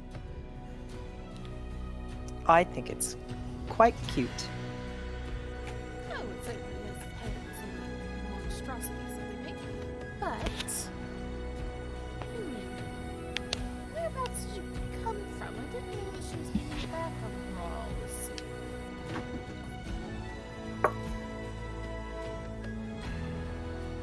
Well, we found a rather fetching prize that we brought home as soon as we could. Prize? What would that be? Oh, Oh. droid ship. Speaking of monstrosities, no less, a derelict one. And brows shoot up and her eyes widen a little bit. Nautiloids. That's a rarity, that's for certain.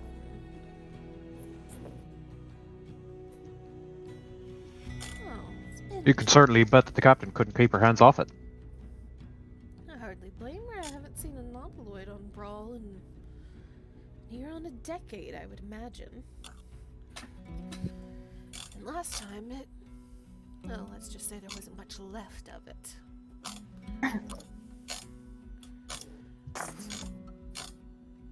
You know... Elena's... Well, this one was pretty intact. She stays intact. You can see her look at Trixie, and she kind of reaches into a pouch on her belt, and her belt is just covered in different pouches and bags all the way around. The only thing that you can very clearly see is on the very front of her belt, just off to the side a little bit, is a holster for a teacup and saucer. Just hanging there. And you can see that the teacup is very old and kind of spidered ceramic, but in largely one piece as far as you can tell. She reaches into a pouch and pulls out a little stone. And as she pulls out the little stone, it is first just kind of gray rock with what looks to be like red paint on top.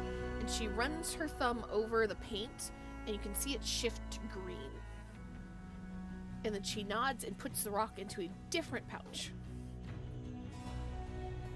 Before she kind of looks towards Taylor out of the corner of her eye, and then looks back to the group. Well, this is quite a crew for the Lady Luck. Or any ladybug ship, that's for certain. But Elena's still a decent captain from what I remember. And she's kind of looking across the group for a reaction.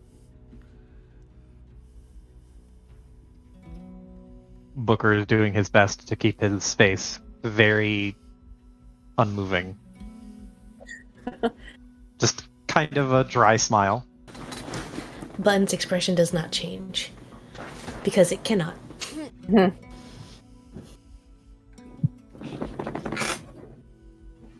Straight face.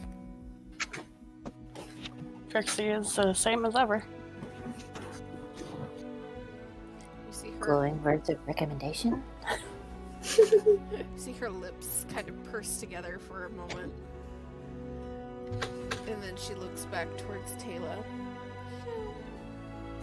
Perhaps you should go meet Elena. I could actually set it up if she actually shows up where she's supposed to.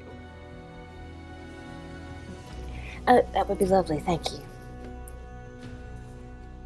And she just nods and will take the basket from Taylor and just kind of push one of her legs towards Trixie and Booker, shoving her into that group without giving an option. Whoa. And then, as that chaos is sorting, will with the same hand turn and point a finger at Finn, barely 2 or 3 inches from his nose. You make sure she knows that she needs to show up to the edge before she leaves. She's not allowed to leave without talking to me, especially about Taylor, and you need to pay your dues. His eyes are kind of wide as soon as like her finger meets his nose, but he'll nod. Yes, I'm on it. And she gives a single nod, will like lower her hand, and you see her like eyes drift towards the stall behind you, and then she seems to remember something and looks back across the group again. Oh, are you all staying on the Lady Luck, or are you staying somewhere else? Staying at the beholder, aren't we? Get I'm that. asking Yes, above table. we are. Yes, we are. Above table, Yeah. we are staying at The happy beholder. Yes, Happy Beholder. Thank you. Booker will first catch Taylor, Mhm. and then right her, dust off shoulders, and he will nod and turn to Sandyfoot and say, "Oh yeah, we've got a couple of rooms up at the Happy Beholder. We like hanging out with Luigi." There is a expression that you can't quite place. It's not annoyance or anything like that. It's not like bad, Mm-hmm. but it's also not particularly thrilled either. As she kind of tilts her head slightly, gives a little nod. Yes, Luigi runs a decently tight ship, I suppose. It's no humble hearth lodging. And she just kind of like, there's this like little tilt of her head of the almost like certainly not kind of gesture. And he will do right by you, but if you need anything, make sure to come to the edge. If you don't find me, Vika will be there and he will certainly be able to help. Just mention that I was going to help all of you out. She says that she like almost like she is saying a secret towards Finn. However, she is saying it loud enough for everybody to hear. He is just the closest and one of the only ones at eye level.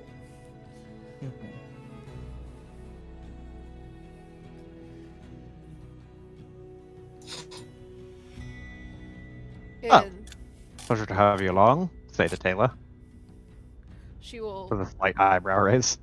Sorry.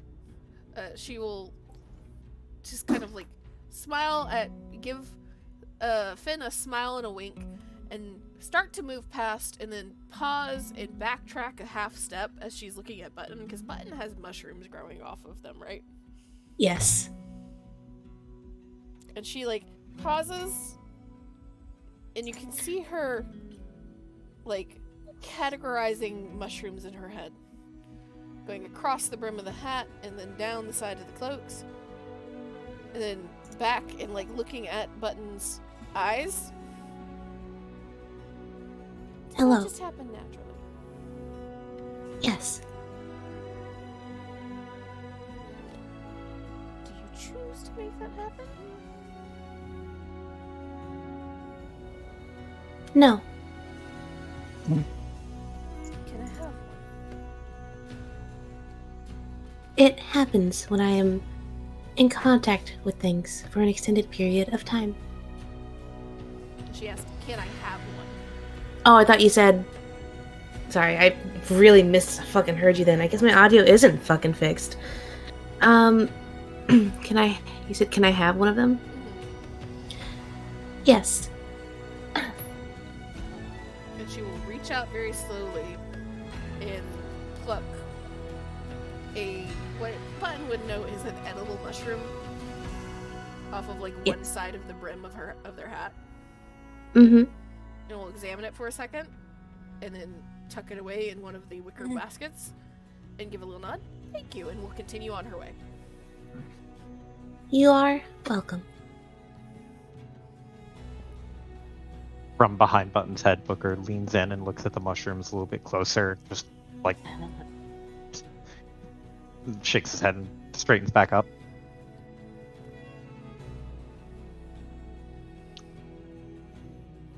Well, that was interesting.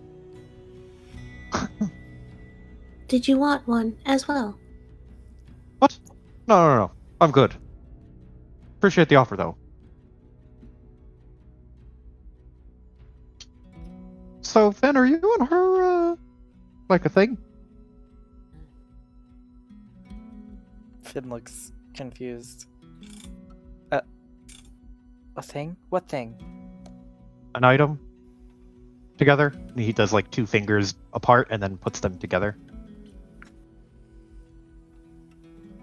She's a very influential person on the Rock of Bral.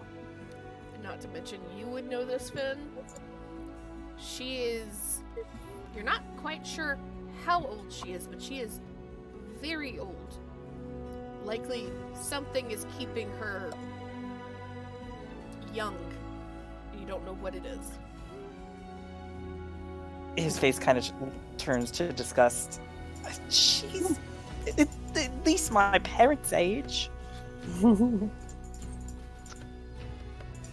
Booker like raises an eyebrow at that and doesn't say it, but thinks to himself like, how young are your parents?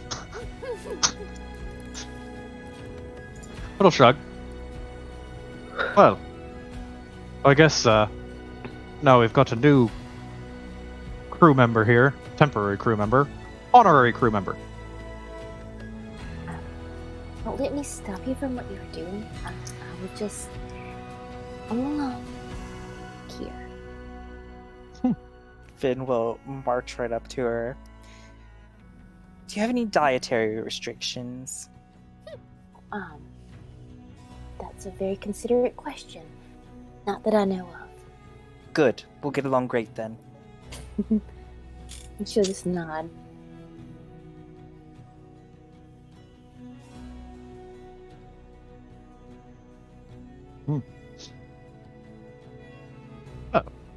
If it's all the same to y'all, then he will start to walk on to... Next on the list is the Temple District. Well, if anybody else Were has we anything still else shopping? Oh, Hold you're right. on.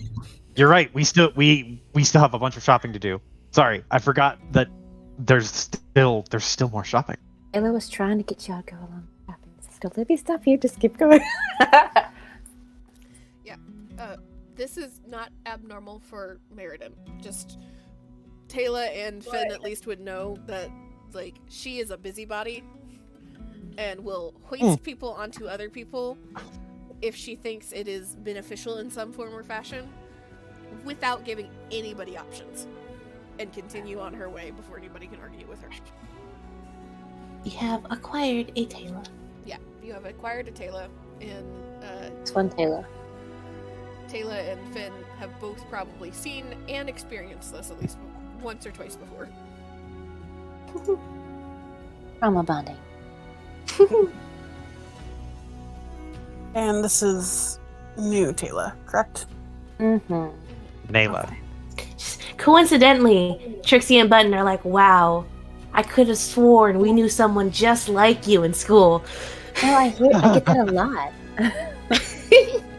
I have one of those faces or names or Combination. yeah. Hair is not as fluffy.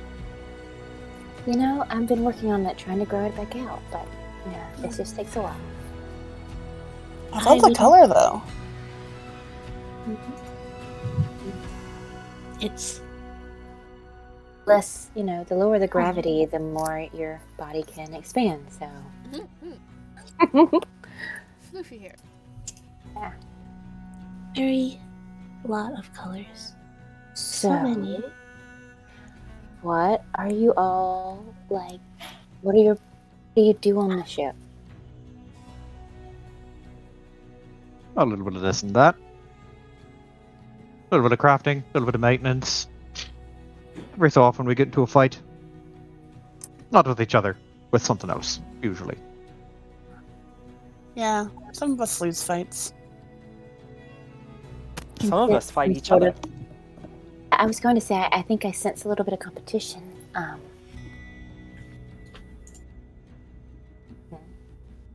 Noted.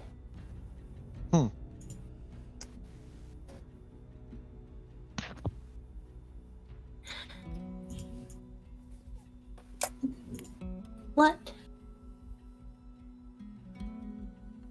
is your skill set? If I may ask, I would like to ask. Well, I do a little bit of healing magic, a little bit of performance. at you saying healing magic, Button stutters in their step, and they just turn, and their head fucking swivels as they're walking to stare at Taylor. Just like, you need to join us. Oh, are you lacking someone that skill set? No. You needing more people with that skill set? Yes, I do not want to do that. Oh, so you're looking for a replacement? No, not a replacement. Someone better. Can heal. I am not very good. I'm sure you're great. You're awesome at it, Button. Like, if it weren't for you, I would have been like knocked out so many times. You're a great Me? healer. It is not my strong suit, but I would prefer to be a backup and not the primary. Okay, can make that work. Thank you.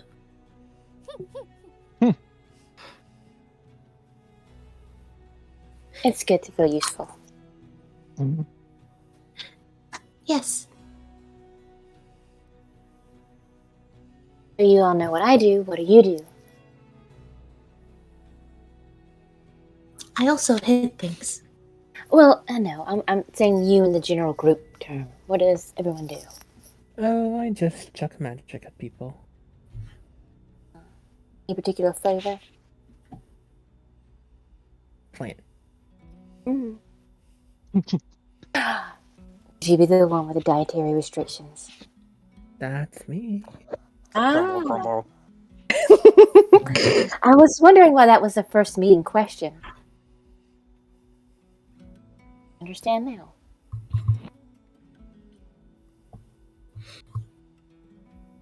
What about you? She's looking toward Trixie.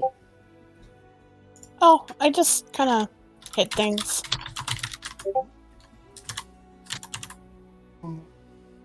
Okay. Yeah, multiple arms kind of make it easy.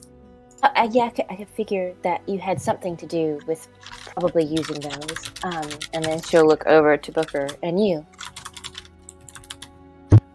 Booker spins the knife on his finger again in the opposite direction he was spinning it before, and he will shrug and say, I'm a bit of a monster hunter type. Yes, that comes in handy. And she'll just smile. Huh? We'll do this for your sake so you can see these characters. Yes. And she'll give a smile, a real big smile toward Finn. I've heard all about your family, so I'm pretty sure I know what you're excel at. He'll give like a slight bow and like do like a like when people bow and they do their hand like in a circle. You know what I mean? Mm-hmm. Yeah, you need no introduction. As soon as I heard your name. Oh, you are winning him over fast. Charming Taylor with charisma.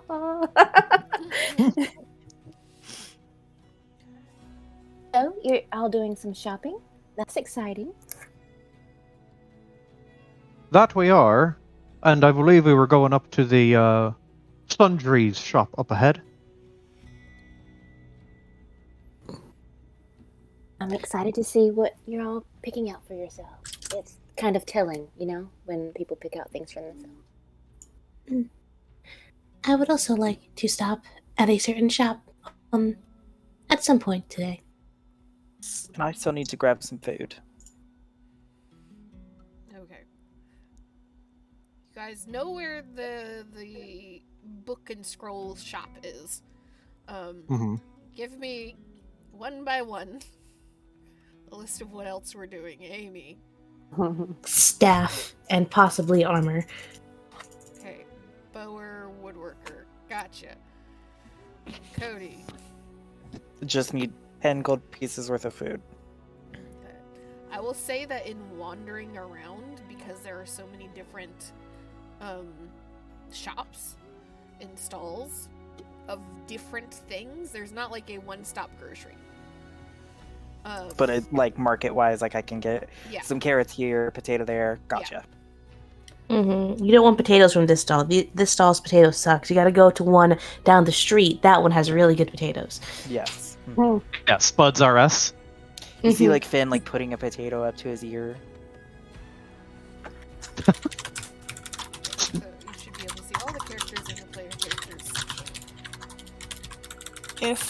section. When Finn goes to get any exotic fruits, Trixie will swipe one from their basket. He would have gotten some grapes because one of his recipes is for frosted grapes. Got a fistful missing from that, but you know. I could have sworn I bought more. Yeah, there's Weird. a bunch of little shops at various places. Quite often there are fruit and vegetable stands that are kind of clustered together, and everybody seems to be competing with each other over who you should be shopping from. The kind of meat and cheese and bread stands seem to be a little bit more standardized, a little bit more long-lasting, with actual full stalls that have been constructed. The butcher themselves is actually in a one of the buildings around the ring of the market. But you are able to find everything you want, plus anything special, like a couple of stalls that have like spices and teas and stuff that you don't see very much. Like spices that they claim to be from like Garden or Hekatha, which you have a little bit of a doubt about the Hekatha claim, but you've also never smelled a spice that smells like that before. So you're not quite sure whether they're telling the truth or not. But you can get as much food and extras as you want for the kitchen. And Beautiful. just mark down that it's 10 gold for what you're wanting. If you're wanting anything extra, it'll be additional gold. Okay. And then name the bower. Iris, going for anywhere specific? The trinket shop sounds cool. Not that I have money, but Mandy, is there any place that you need to go to buy something? Oh, I'm good. Piper. Wand. Well, okay. So it will also be a magic store or a woodworking store. Magic store. And Joe, He's selling the briefcase. magic store. The magic store. I actually have a question. Yes. Could I pick up a glass blower's kit if I have them? Likely the same place that you would get the jeweler's kit. Jeweler's kit. Yeah. Okay. I figured. So, since Amy missed the random stores, start with Amy. I missed the random stores. Yes, you did. Yeah, I took notes on them. They were great. Pain. Yeah, you missed the fishing store and the pot store. What? You were late. Heartbroken. Can't help you. Don't worry, I Listen, got a great pot. I had shit to do. So, it takes a little bit of looking, but you do end up finding a bower's shop in one of the smaller buildings on the ring of the market. And the bower's shop itself is positioned on the second floor of this building, directly above what looks to be just a plain bookstore that is just lined floor to ceiling with novels and pamphlets and little kind of comic books for younger readers. Everything that you can imagine like that. Where the heck did it go? There it is. It's just a fucking test of Button's willpower. I know. You're putting the thing they need to get to in like right behind a bookstore. And you take the stairs up to this Bower's shop. And it is... Where's the name for this place? The sign that kind of hangs in the archway above this outdoor staircase reads, Shooting the Breeze.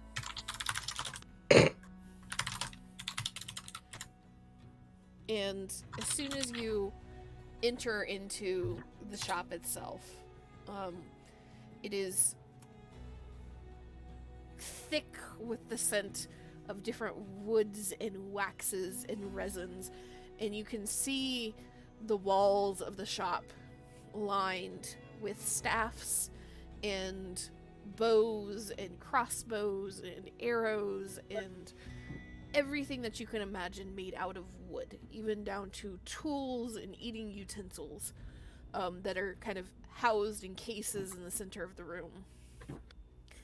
And in the far corner, you see this very tall, slim figure that is pale white and looks at first like an elf, but as they kind of notice you and stand up from where they were sitting, kind of hunched over, carving a fairly large piece of what you think is oak or maybe elm, you're not quite sure from this distance.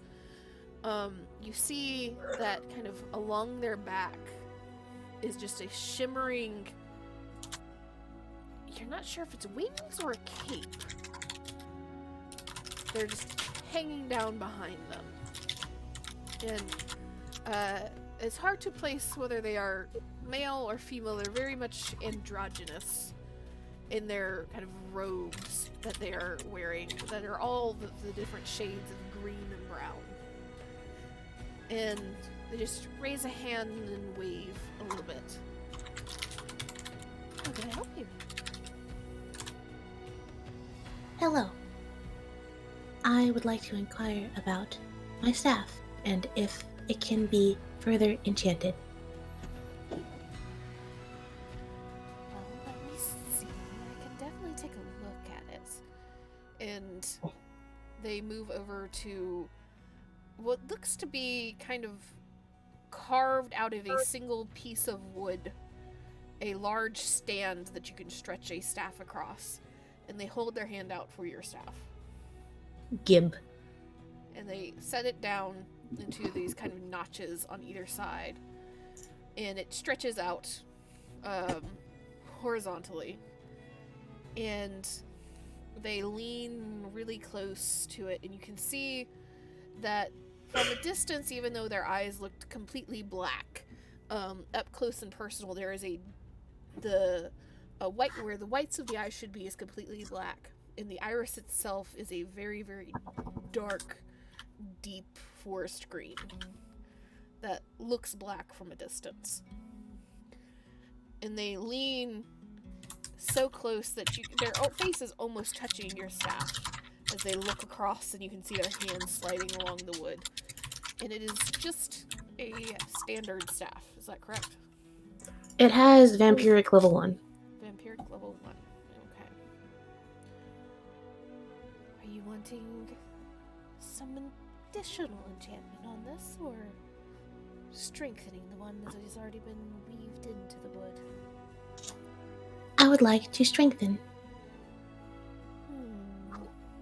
You can see their lips kind of purse a little bit, and they spin the staff around to a different angle and are examining it a little closer again. And they fingernail kind of chipping away a little tiny sliver of the wood. Strengthening the vampiric enchantment. I could...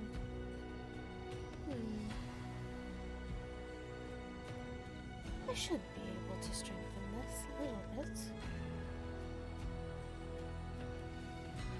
How soon are you needing it done? Preferably within 8 of days. A what? Couple of days. Okay.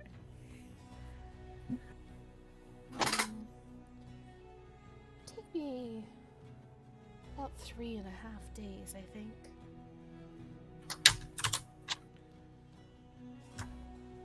Should have the items I need, and if I don't have them, I can definitely buy them in the markets.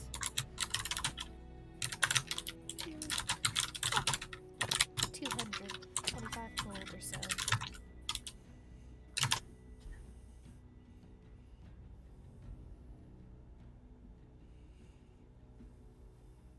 Okay, I can't help you. I'm broke.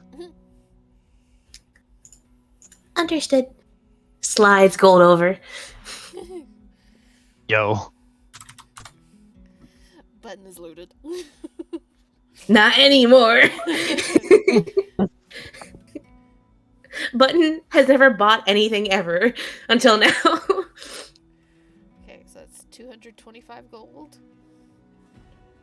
And it will be done in 3.5 days. As you hand the gold over, the shopkeep just takes it and kind of weighs it in their hand before tucking it away. Doesn't bother to really count. She picks up the staff and examines it. This is a rather nice staff, I will say. Yes, it is my favorite. I'm assuming it has a mushroom growing out the top of it. Yes, it does. I imagine you wanted to keep this. She gestures towards the mushroom. Yes. Unless you would like it, I can grow more. There's kind of a faint smile and then a shake of the head. I'll do my best to preserve it. No promises, though.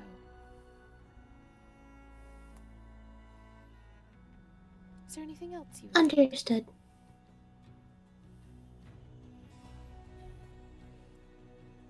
Is there anything else you need? And she looks at Button and then gaze shifts towards anybody else that followed Button up into the shop. I have one more question. Yes. Though I may not be able to buy it currently. Do you have wooden armor available? Wooden armor. Yes. Can't say I've really made anything more than a shield. Though that would present an interesting conundrum, and she will step a little closer and crouch down in front of Button, put this holding the staff as if she was using the staff herself, tapping it to the ground as she crouches and looks Button over. Hello. I could see about trying to make something. Be something brand new. Never done before.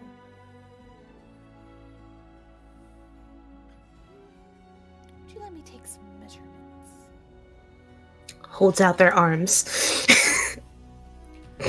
T-posing. They pull out a string that seems to be marked at various places with different colored dye.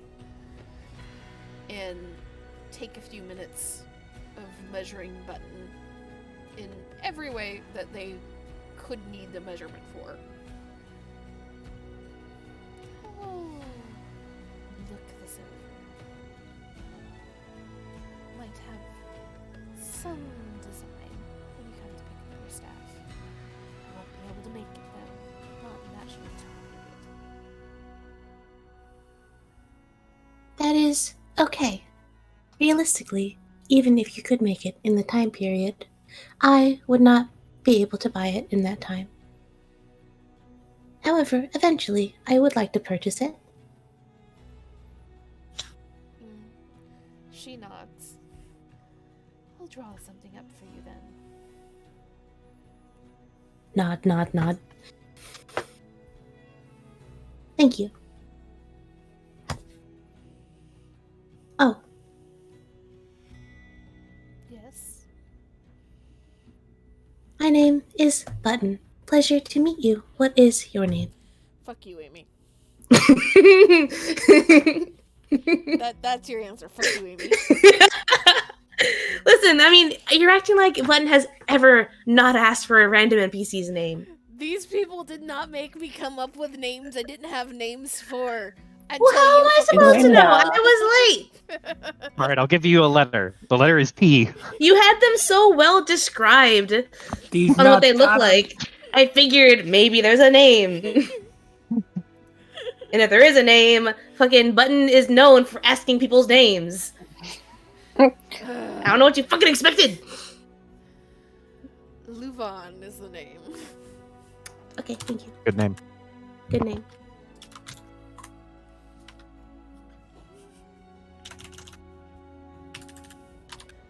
Anybody else want anything from the bower woodworker? Going once, going twice. Moving on. Who's up next?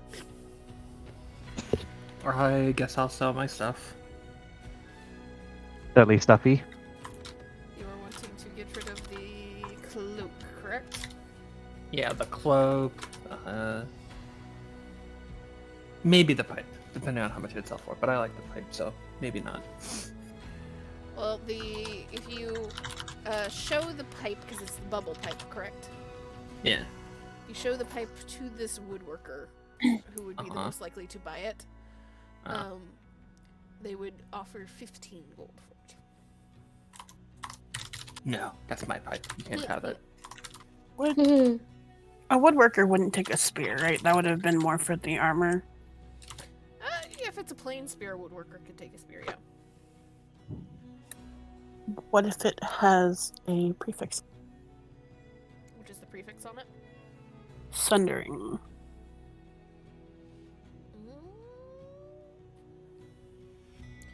Yeah, she should be able to take that. Let me see here. Would It can break offer, stuff. 80 gold. Yeah, fuck yeah. Alright. Any other wood items to sell? Once, twice, gone. Okay, moving on. Trinket shop. Wait. No. Sorry, magic item. Sorry, I was thinking it would be a trinket shop item. It is the briefcase of abnormalities Trinket shop item. to sell. Would be the trinket or magic shop. Not a bower. Oh, sorry. I thought fucking disregard.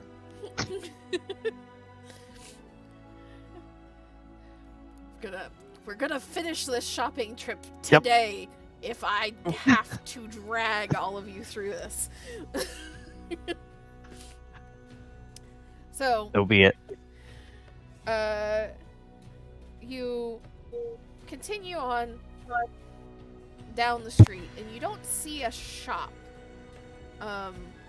so much as you see a very, very large stand. For those of you that have ever been to a Ren Fair, that have been able to walk inside of a Ren Fair store that's kind of open air. It's one of those. Ceiling, like 2 to 3 walls, a couple of tables inside, and you see just a whole bunch of bits and bobs of various types, some glowing or shimmering with magic, some even floating in the air and like secured with various wires and strings down to tables or to walls. And it is titled above the kind of main entry point to this little open air shop, charming indeed. And inside is a little halfling who's sitting up on a tall kind of bar stool in the back corner, just plucking away at a lute and just covered head to toe in very bright patchworked clothing. And they smile really big and bright as you enter. They had been watching a couple of kids playing around, tossing what looks to be a just floating ball. It doesn't ever hit the ground, and so they're almost batting it back and forth like you would a balloon. And the halfling just kind of nods a little bit to all of you as you enter, not stopping in his strumming. What can I do for all of you? I will bring in the flag cloak, or the rat cloak, and I will set it. I'm selling for today. And he kind of pauses and looks at the cloak, and then finishes his song before he fully moves. And you hear last little couple of kind of tinkling notes from the lute before he sets it aside and leans forward to pick the cloak up off of the counter and kind of shifts it one way and the other, and you see his fingers tracing along where the various hides have been sewn together in this cloak. Oh, you don't see one of those very often. It's a nice piece. Are you sure you want to get rid of it? Enchantment's actually very tight in this. Well, as much as I do love it, I do need to prioritize. I'm looking to maybe get a wand or something while I am here. Well, I can definitely get you something for this. Say this is about 65 gold. That sounds reasonable. He nods and will go ahead and slide the gold across to you. Let me see here. This is why I have 50 million tabs open. Are you wanting a... Okay, never mind. He will kind of look you over and kind of takes in your stature. He is short for a halfling, but he still stands a couple of inches taller than you as he just slides off of this bar stool to stand on the ground. And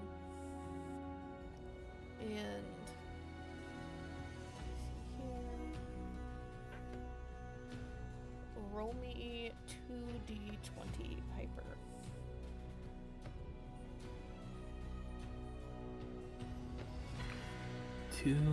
D20.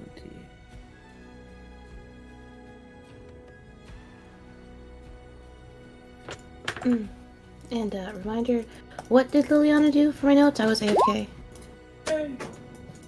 Sold the rat cloak. For how long? For how much? 65. Okay. 16 and 2. Okay.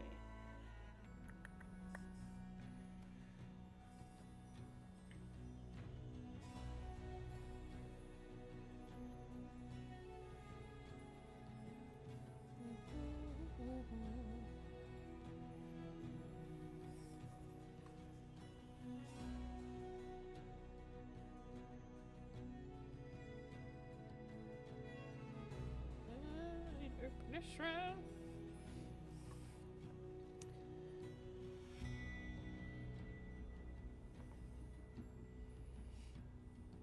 Okay. So as you are or rewind English. The halfling tucks the cloak away into kind of a basket that he just pushes behind a couple of shelves very clearly, and kind of I need to finish looking this over and pricing it and everything before I put it up on any shelf for selling. And he turns and walks towards the back of the store and will pull out 2 wand boxes. And return to the counter that you're waiting at and puts them in front of you. And both are surprisingly roughly the size that you would need. They're particularly small. They're halfling size or less. Gnome size, really. And one is a lightning wand. As he opens the box, you see that it is a dark, almost black wood that has some sort of enchanted gem or glass or something kind of running up one side of it that has these little blue shimmers. And it essentially will let you cast a lightning damage at 20 feet for a d4. So it's like a essentially dagger, but it's lightning damage at 20 feet. Okay. And then here, this one. That will not, yes, cost any spell slots or anything. And then, why do I do this one?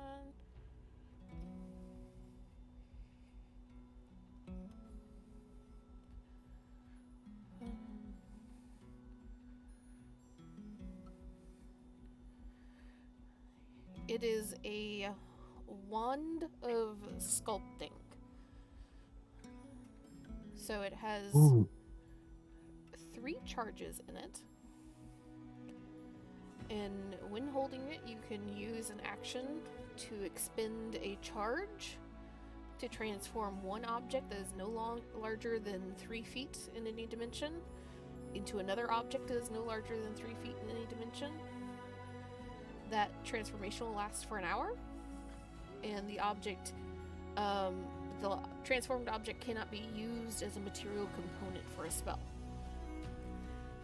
And it regains its charges every day at dawn.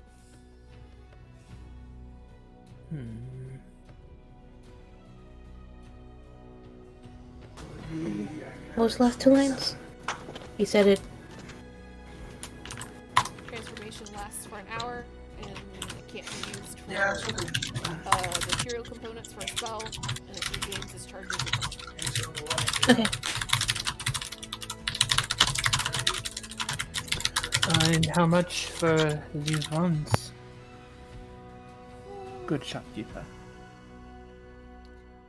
Well, this one, he kind of taps the sculpting wand.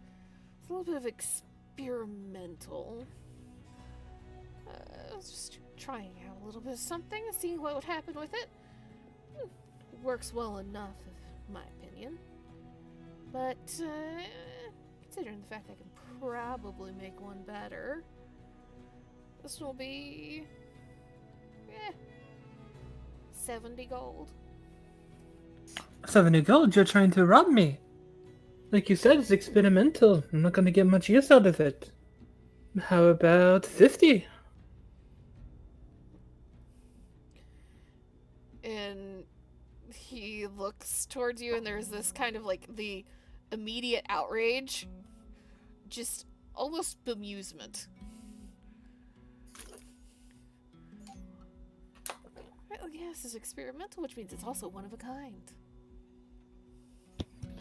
One of a kind doesn't mean shit, my good man. You should know this. You're a shopkeeper.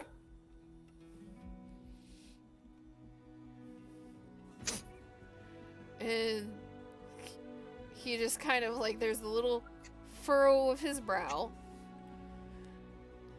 Roll me persuasion. I would like to use my special skill, or my passive for this. Well, he is rolling against you. So. Okay. Would you still like to Okay. use passive? Yes, I would love to use my passive, please. My passive is 20.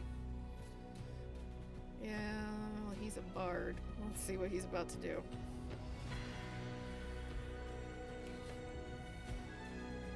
He meets. Stalemate.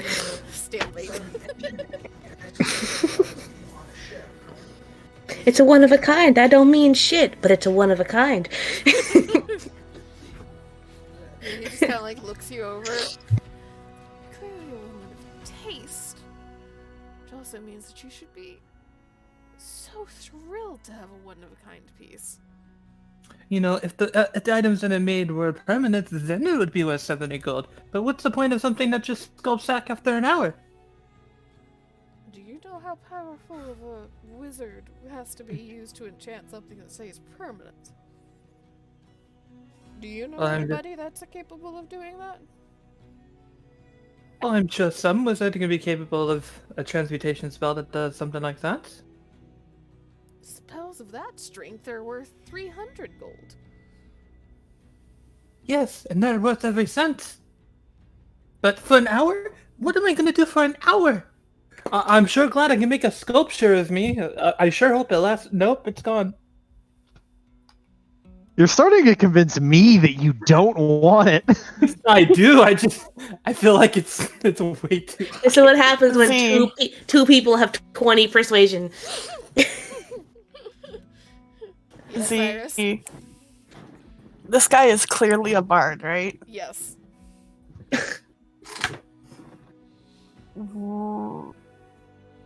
I don't know if this would help. Would you like me to help, Piper? It can't be any worse. When the Well. warlock and the bard start to disagree. I love that, like, rather than, like, having a DC, no, he rolls persuasion as well. I don't know if this would help any, but I do have the Far Traveler background, and could I maybe convince him to, like, to hear a story, essentially? To share like, a lore story? Do you have a story prepared to tell? Not right this second, no! Improv. It is not a horror story. Oh, but you could get, like, a flashlight. Oh, Put it under Trixie's face. Spooky story time. I imagined it would have been something about the lunar goddess, essentially. Like a family passed down story. I will would you tell like some what. assistance? I will play my whatever it is that I have in my bag instrument, and I will accompany you with some lunar music. I will tell you what, Iris. And you're gonna be very mad at me for doing this. If you can improv something right now, Fucking Liliana gets it for 50 gold. You don't have to. Okay, hang on. I think I got something, maybe. Tell me that anime-ass brain of yours doesn't have something tucked away. Just pull out a plot of. So there I literally was. I any woke up in episode. another world. I was running to school. I skipped breakfast, so I could only grab toast. Oh no. There is okay.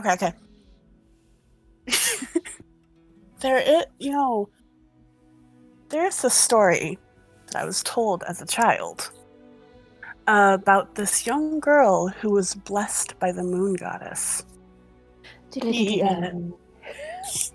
When String. I think I have like some sort of harp thing. Let's just go with it.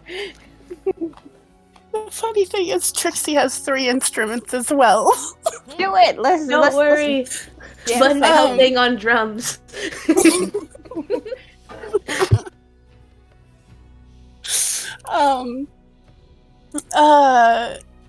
She was just a normal girl, but then her city was attacked by aliens, and the moon goddess blessed her with magical powers.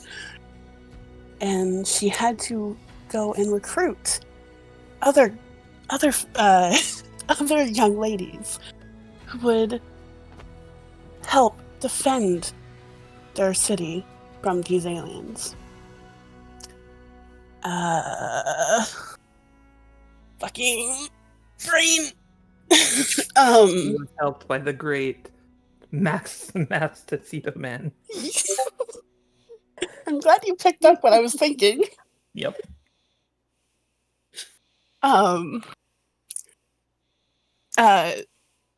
As they continued protecting their town from these aliens, it turns out that she's actually reincarnated and is actually the daughter of the moon goddess herself.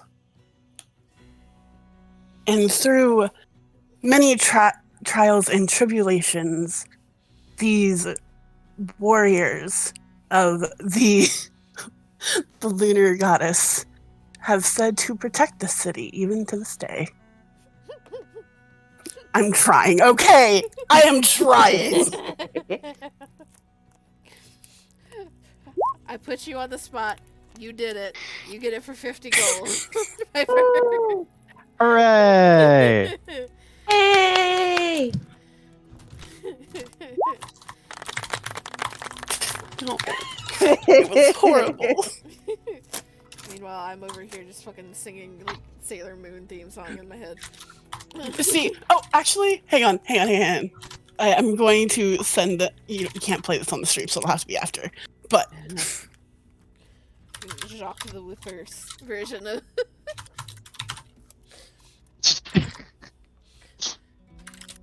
Well, thank you for your business. And what was your name?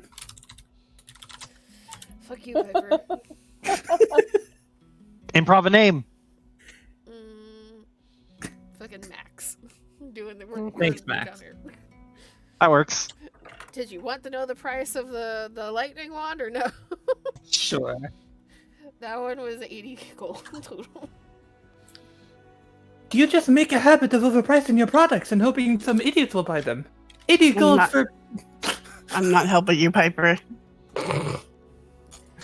That's cheaper than most first level enchantments. Do you haggle by doesn't insulting work. person? Just like, hey, I'd like to buy that thing. How much does it? It's this much. You're an idiot and you should feel bad. Price it lower. Haggling. That's pretty much her tactic. That's a terrible tactic. Willing to work with her first time. She launches into another tirade. He just closes the box and puts it away. It's 80 gold for fucking lightning D4. That's not worth shit. And But she it's a just first level rumbles. prefix, which can be upgraded. Meh. I will Anybody take else? my wand is something. Booker will plop the briefcase on the table to sell it. He looks to the briefcase. And... It's an interesting piece, but don't. And Booker will keep a hand on top of it and be like, "Don't open it. At least not in good company." And he will pause. Kind of like he was reaching out towards it. You say, "Don't open it," and his hand freezes. And he looks you over. And then there's a slow nod as he kind of pulls it towards him to examine it a little bit closer. And you can see that there's kind of every now and then a little spark of magic jumping from his hands to the briefcase and kind of skittering over the top of the briefcase. And this... Where is my item card? There it is.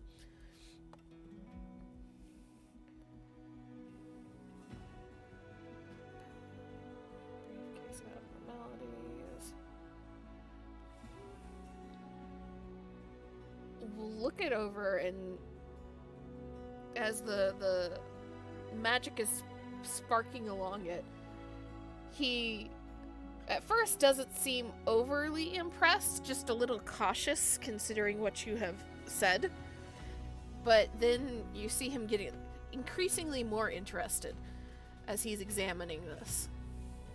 And then he puts it back down on the counter very slowly. Where on earth did you get this? Booker will lean in close and, in like an excited whisper, tell him, on a derelict, not Lloyd ship. You're shitting me. You know, holds his hands up, like in this, like, nope. It's true, he did. I And was to there the when he found gods. it. And he, like, looks for Booker, looks to Liliana, looks back to the case. Oh, I can't say I've ever even seen anything with this enchantment on it. This is... Oh, did you accidentally open it at all? No, we actually have a wizardy friend of ours who was able to decipher what it could do without putting anyone in a bit of danger. Well, you're fucking lucky, aren't you? He shrugs, like, and nods. I'll definitely consider myself luckier than most. Or I definitely consider myself luckier than most. This is... Oh, I don't even know. Oh, you're leaving me in suspense. What's in there? Is that Taylor? Is Taylor actually saying that, or is that Yes, Taylor is wanting to know. Like, hurry up to Booker? oh, this box. Oh, this crazy box.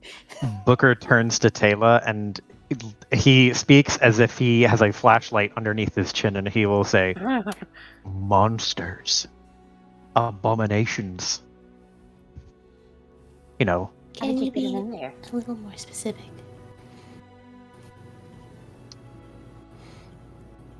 aberrations, to be precise. This thing's got almost a portal in it. Open it up and yank out an abomination. Like a rabbit out of a hat.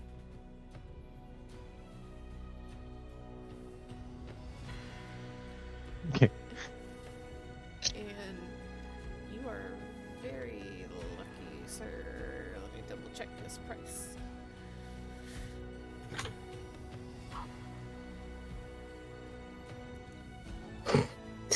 Taylor, how'd you get it in there? Put them all in, one by one, Really? like a clown car, ready to burst. Okay. You're gonna give me a custom roll, Joe. Okay. A 1d50. Ooh. That's ironic.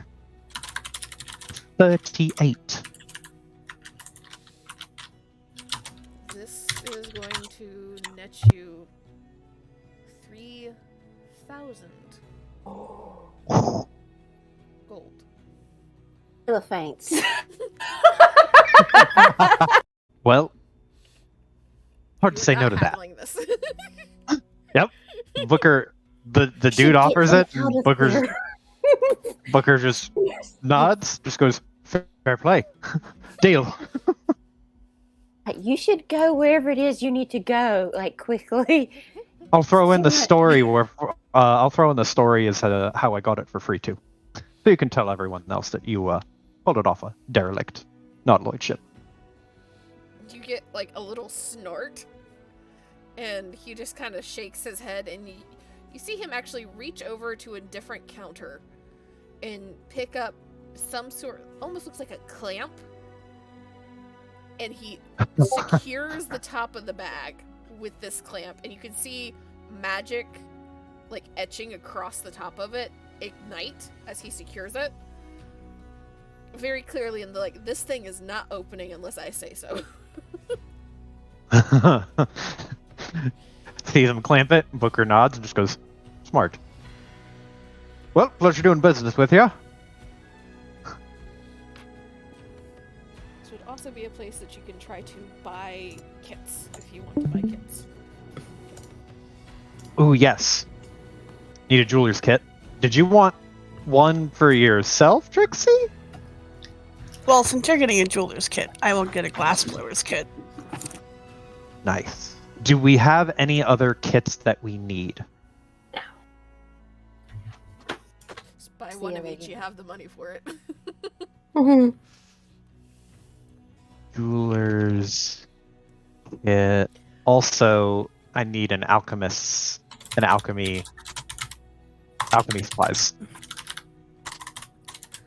Also, I was gonna check with you, Cody, because the sheet that you sent me for Finn has cook utensils on it. Yeah. Does he still have access to brewers? I mean, technically, no. I'll say that you can go ahead and still have access to brewers out of your old list. Sweet. Then yes. Okay. Can I make a request, see? I will listen to the request. I cannot promise anything. Okay. Well, I know that I sent this to you last minute, so that's why you don't have to make a decision now or whatever. But I am kind of interested in tattoo supplies, if you want to add those. I will look that stuff over. Mm-hmm. It is a possibility. Okay. I would like to buy that if we can. But if you decide not to add it, then raise. Well, if Joe's paying for it. Yeah. I already bought you one gift. You're not getting two. I have 60 gold now. Technically I have 80. The glass mowers Out of- kit is going to be 25 gold. Okay. The jeweler's kit is also going to be 25 gold. And the rest of Booker's gem is going to be 14 gold. I already had that out for you. Just waiting for the moment to give it to you. Delightful. Do I get a welcome to the crew gift or something? Like, Yeah, Trixie, does she get a welcome to the crew gift? I don't know, Booker. I'm not the loaded one.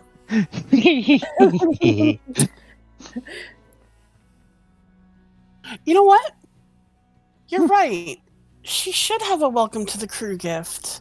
I mean, if I'm going to be healing you, you kind of probably want to butter that's me not- up. I'm just saying. Don't bully Booker into buying something that he does not want to buy. But That's healing no. isn't cheap. No. The services are No. priceless. No. Booker is completely right. Here, Taylor, I was going to give this to someone else because they seemed interested in it. But since you're new in the crew, she's going to pull out the shiny rock. Oh, mean. Yes, it is. But Trixie is petty enough. What does this shiny rock do? It is a very, very special shiny rock. Okay. It's called... Let me get it. It's called the Ion Stone of Reserve. Ion Stone of Reserve. I will share it for you. So share it for everyone now. I'm gonna put it in general if that's okay. I'd like to honor this. Mm-hmm. Oh boy, how petty is this? This is very petty.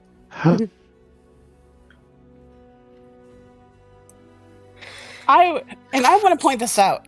I 100% was waiting for the moment to give it to Booker this whole session. Booker was teasing you for he bought you a gift. How dare you? She also said earlier that she likes paying people back, and she was going to pay you back the gold she owed. But he had to be a little snide about it. Yeah, a little snide. Yeah.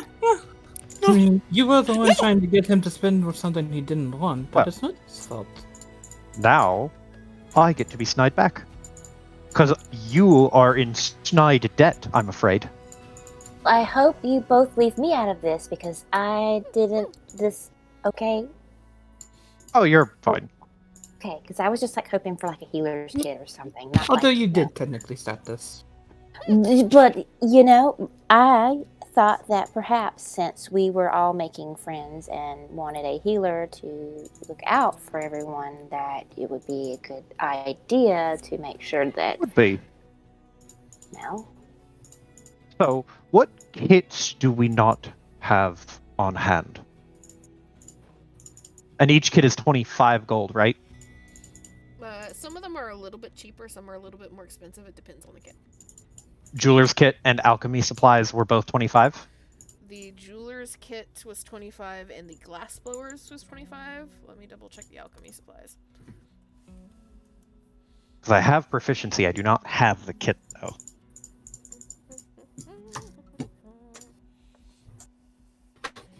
Alchemists are more expensive, and they are 50. Okay. So alchemist supplies for 50, and am I buying the glassblowers kit? Because I will. Oh no, I bought it. It's fine. Okay. Then the healer's kit for Taylor.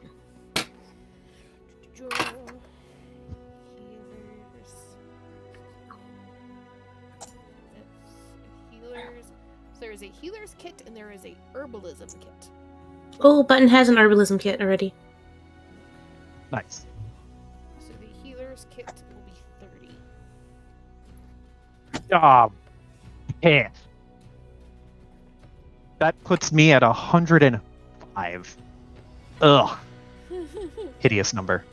But it is a necessary sacrifice.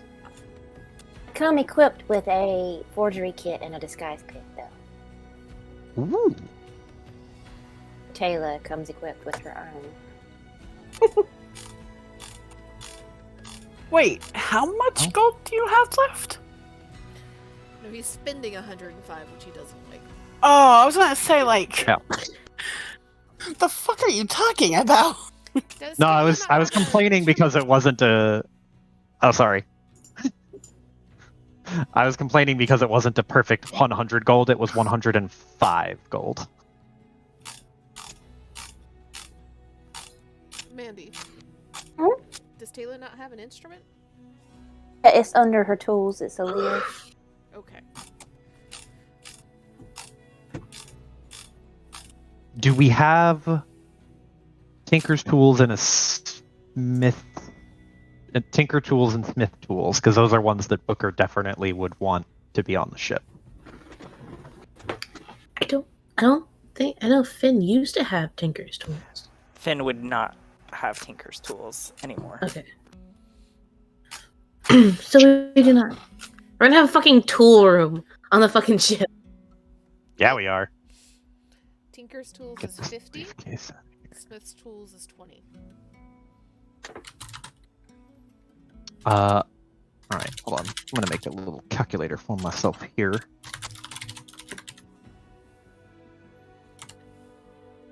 $25.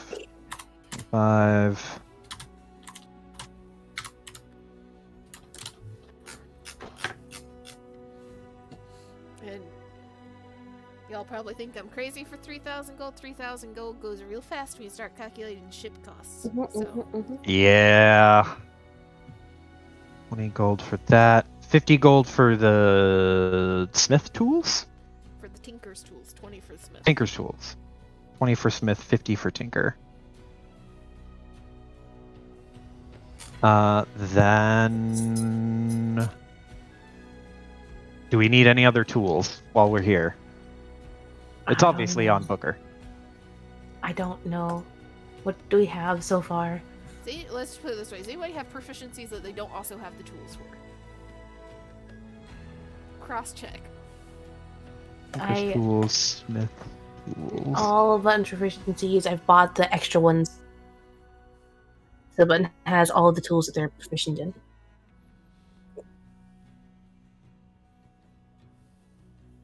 I have a bunch of tools that I am not proficient in Mm-hmm. that I'm just keeping a track of in my inventory.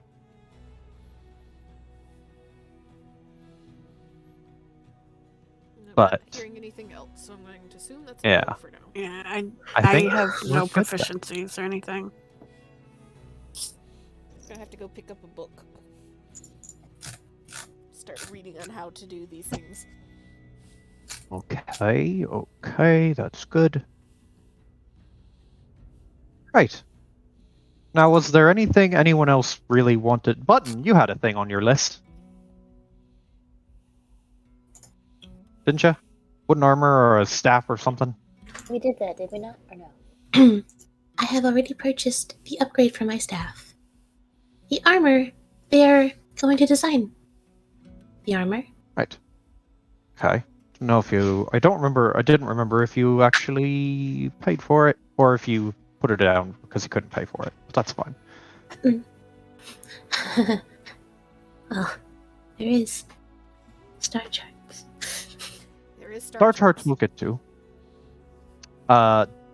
Does the magic shop here, this trinket magic shop, have anything interesting besides the lightning wand There's a whole bunch that we of didn't get to little see? trinkets if you guys want to roll on some trinket tables.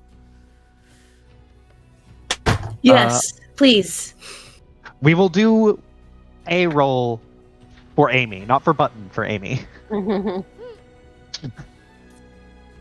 I will need Oops. 3 Roll something D100s. fucking. Roll something stupid high. Am I rolling like one of those? No, you're rolling all 3 of them. Oh shit. Let's go. 88, 73, 73 twice! What So are the you roll odds? another one? No, that's fine. Okay.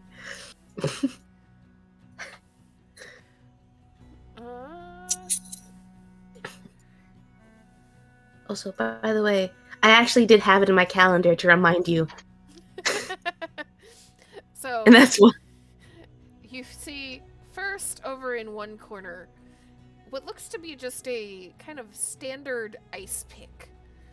But as you get close to it, it just is suffusing the area with a chill. And you can see on the wooden table that it is sitting on, there is a very faint layer of ice in the immediate vicinity of it. This is an ice pick that has 2 charges, and only 2 charges, that you can place into the ground, and it will cast a wall of ice in front of you to create a shield. Ooh, neat. After the 2 charges are used, it will break. That would be Oh. so great if the ship freezer goes out. Oh my god. Hell yeah, leave it on top of the ice cream.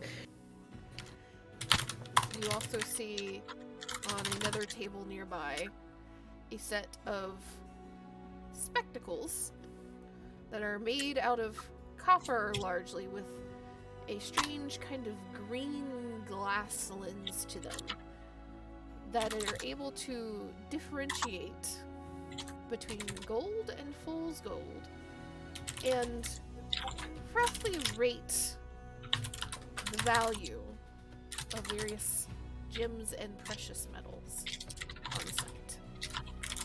Oh.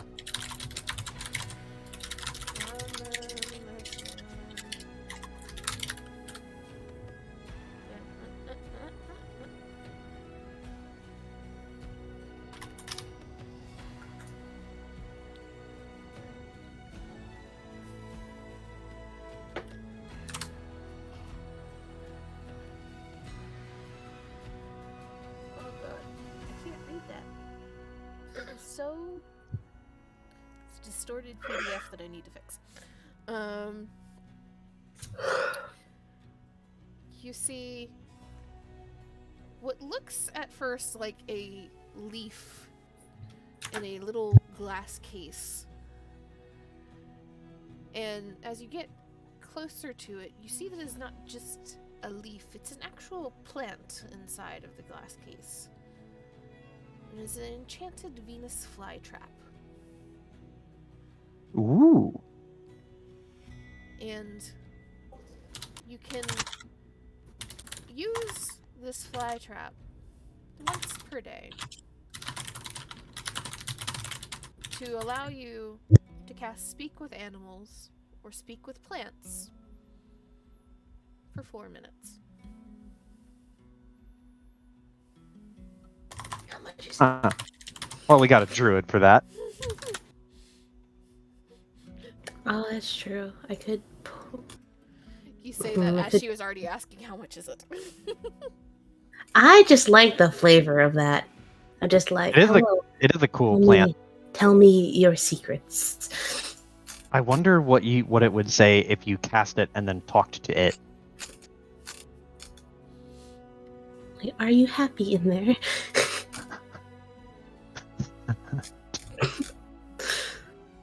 But do any of these things call to anyone in specific?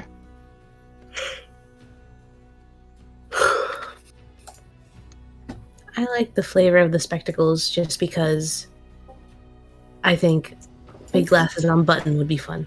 I imagine they would just be installed on Button's eyes. A lot like Relic. They just got put on his eye as like a little like switch you can flip and get different lenses. Mm. So all of a sudden shift to green. Yes. Collect all the different colors.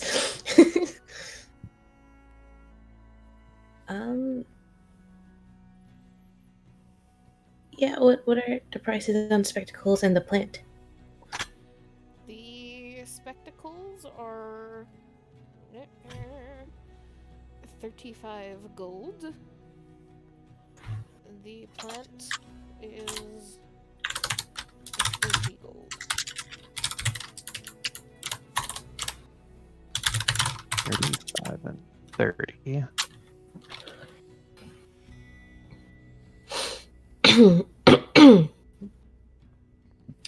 I like the plant because I would rather not have to have either of those spells on my spell list. I will point As out long as though, you're- that the time range for those is shorter than the spell itself. Yeah, I think the spell is 10 minutes or something. Yes. Yeah. So if you want them, Button, you want both or just the plant? I mean, it's already a lot.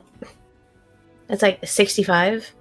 And to be Aw. fair, like, Button isn't very, like, jewelry themed. I think Booker or Trixie, since they've had an interest in it, would do well with the spectacles. I just like the idea of spectacles. You just want to go find some colored glasses. Yeah, like, pretty much. You don't even have to do anything. I just like the idea of just, like, because I imagine they're the same shape as Button's eyes. Giant I round. imagine them to be the perfectly round Aussie glasses. Yeah.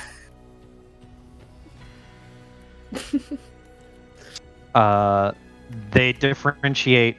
They can tell the difference between gold and fool's gold, and they can approximate the value of precious gems. Precious gems and metals. And metals. So they can kind of tell how much, like, generally how much they would be worth, or like comparatively, what is the more valuable gem or the more valuable metal, which also means that you would be able to tell in general if it's real gems or real metals versus knockoffs. Mm-hmm. I don't know how often that'll come up, but I do like these glasses. Can I haggle for 50 gold Total? 50 gold for both. Persuasion. Don't No laugh, this is 9 again. say that. Oh, thank God it's not a 9. What is his bonus? Let me see. That's performance. Well, oh, it was performance. That's the same bonus. It's still +1. Okay. It just changes the flavor. You barely beat him out. Oh, yes.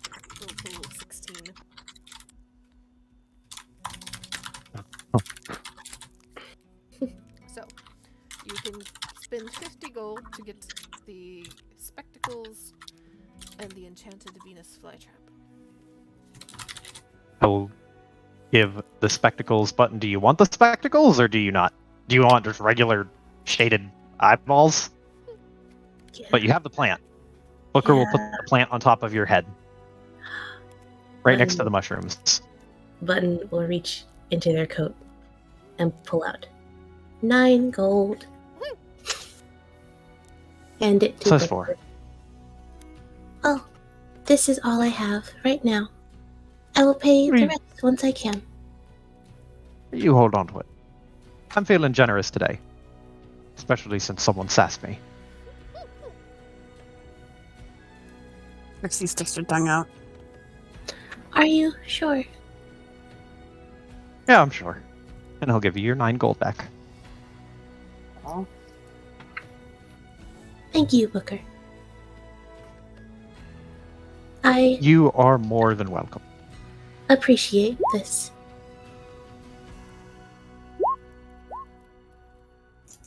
Man, Oh no! what are you trying to steal? I'm not stealing anything. I'm putting the stone back in Trixie's pocket. I thought you were. For a second, I was like, "Are you trying to steal the 9 gold from Button?" The ultimate villain move. Oh no, no, I'm playing. Well, if No. Button don't want it, It's like spectacles. Roll Trixie me or Booker can have perception, it. Trixie. Oh, Okay.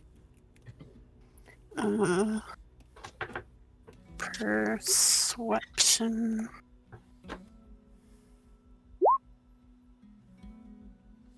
oh All of a sheesh! sudden, you feel Taylor's hand in one of your pockets with a large stone.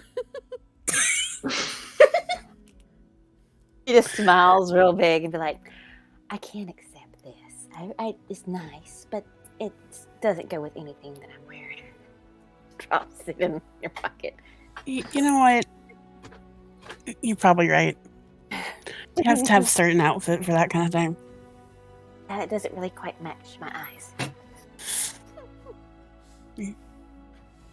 But you know what would match your eyes? She takes off the sunglasses on her head. You can try them on if you want. Oh, I forgot you had magic sunglasses too. Yep. What? Can you? She just puts them on. Like, what am I supposed to be doing? Looking fabulous. Obviously, but the glasses are supposed to enhance my fabulousness. How? Well, I mean, sunglasses look cool on anyone. Make anyone look cooler.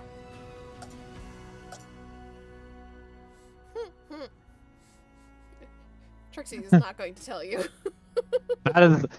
That is the only thing. That is the powerful argument. So compelling that, in fact, that Booker will put on the sunglasses he just bought. I imagine he was holding it out for Button and Button was about to grab it and he put it on and she's like, oh. Okay. Fair enough. If that's not your style, we can find something else too. No, that's fine. I will keep these and try to figure it out. Thanks. What color are they, just so I know? They're like black shades. Okay, yeah, they're fine. Thank you. I will give the sunglasses to Button, though. I was gonna say, but like, here's the thing. I just like the idea of spectacles for Button. I like the idea of finding a gem and then holding it down below his waist to be like, Button, identify, and then Button will just like eyes turn green and then they turn back to normal. Yeah, like also for that aspect of like Button just like looking at it and rattling off a number. Mm-hmm. The robot computer identify. Mm-hmm. Okay. Any other specific shopping that we're wanting to do? I'm good. We have every single tool kit we'll need. Well, nobody else I spoke up, so think so. Okay. There was no other toolkit that was mentioned, at least. The blacksmith one we got, right? Yep. Okay. I go ahead and buy extra food. So I, instead of deducting 10, I deducted 20. gotcha. Just like food. Okay. Extra potatoes. Roll. If you're gonna buy some extra things. Hold on.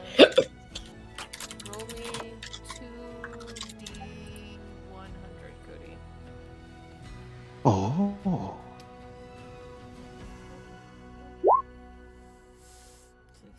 65 and 90. Okay. The addition is throwing me off because I'm like 155. That's crazy. See,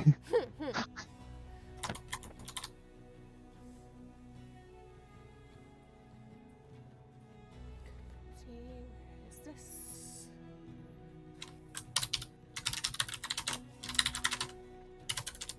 Five. So.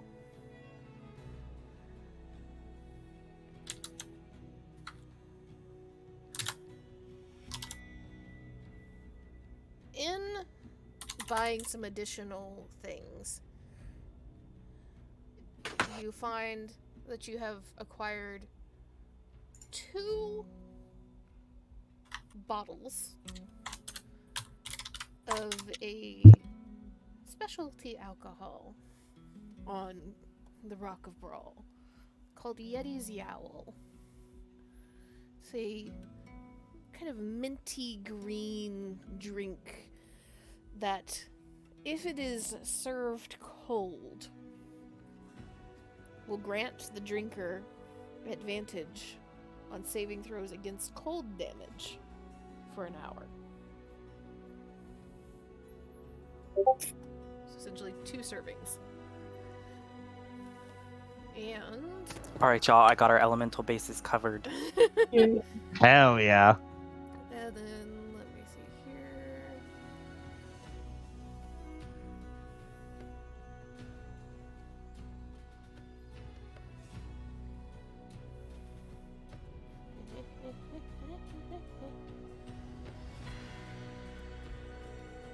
As you buy another kind of crate of vegetables and fruits to send back to the ship, as a thank you for choosing her stall over a neighbor's stall who was also trying to sell you vegetables, the stall owner will slide you a recipe for vegetable vindaloo. Just a curry. And should you cook it and consume that meal, it will grant advantage to history checks for an hour.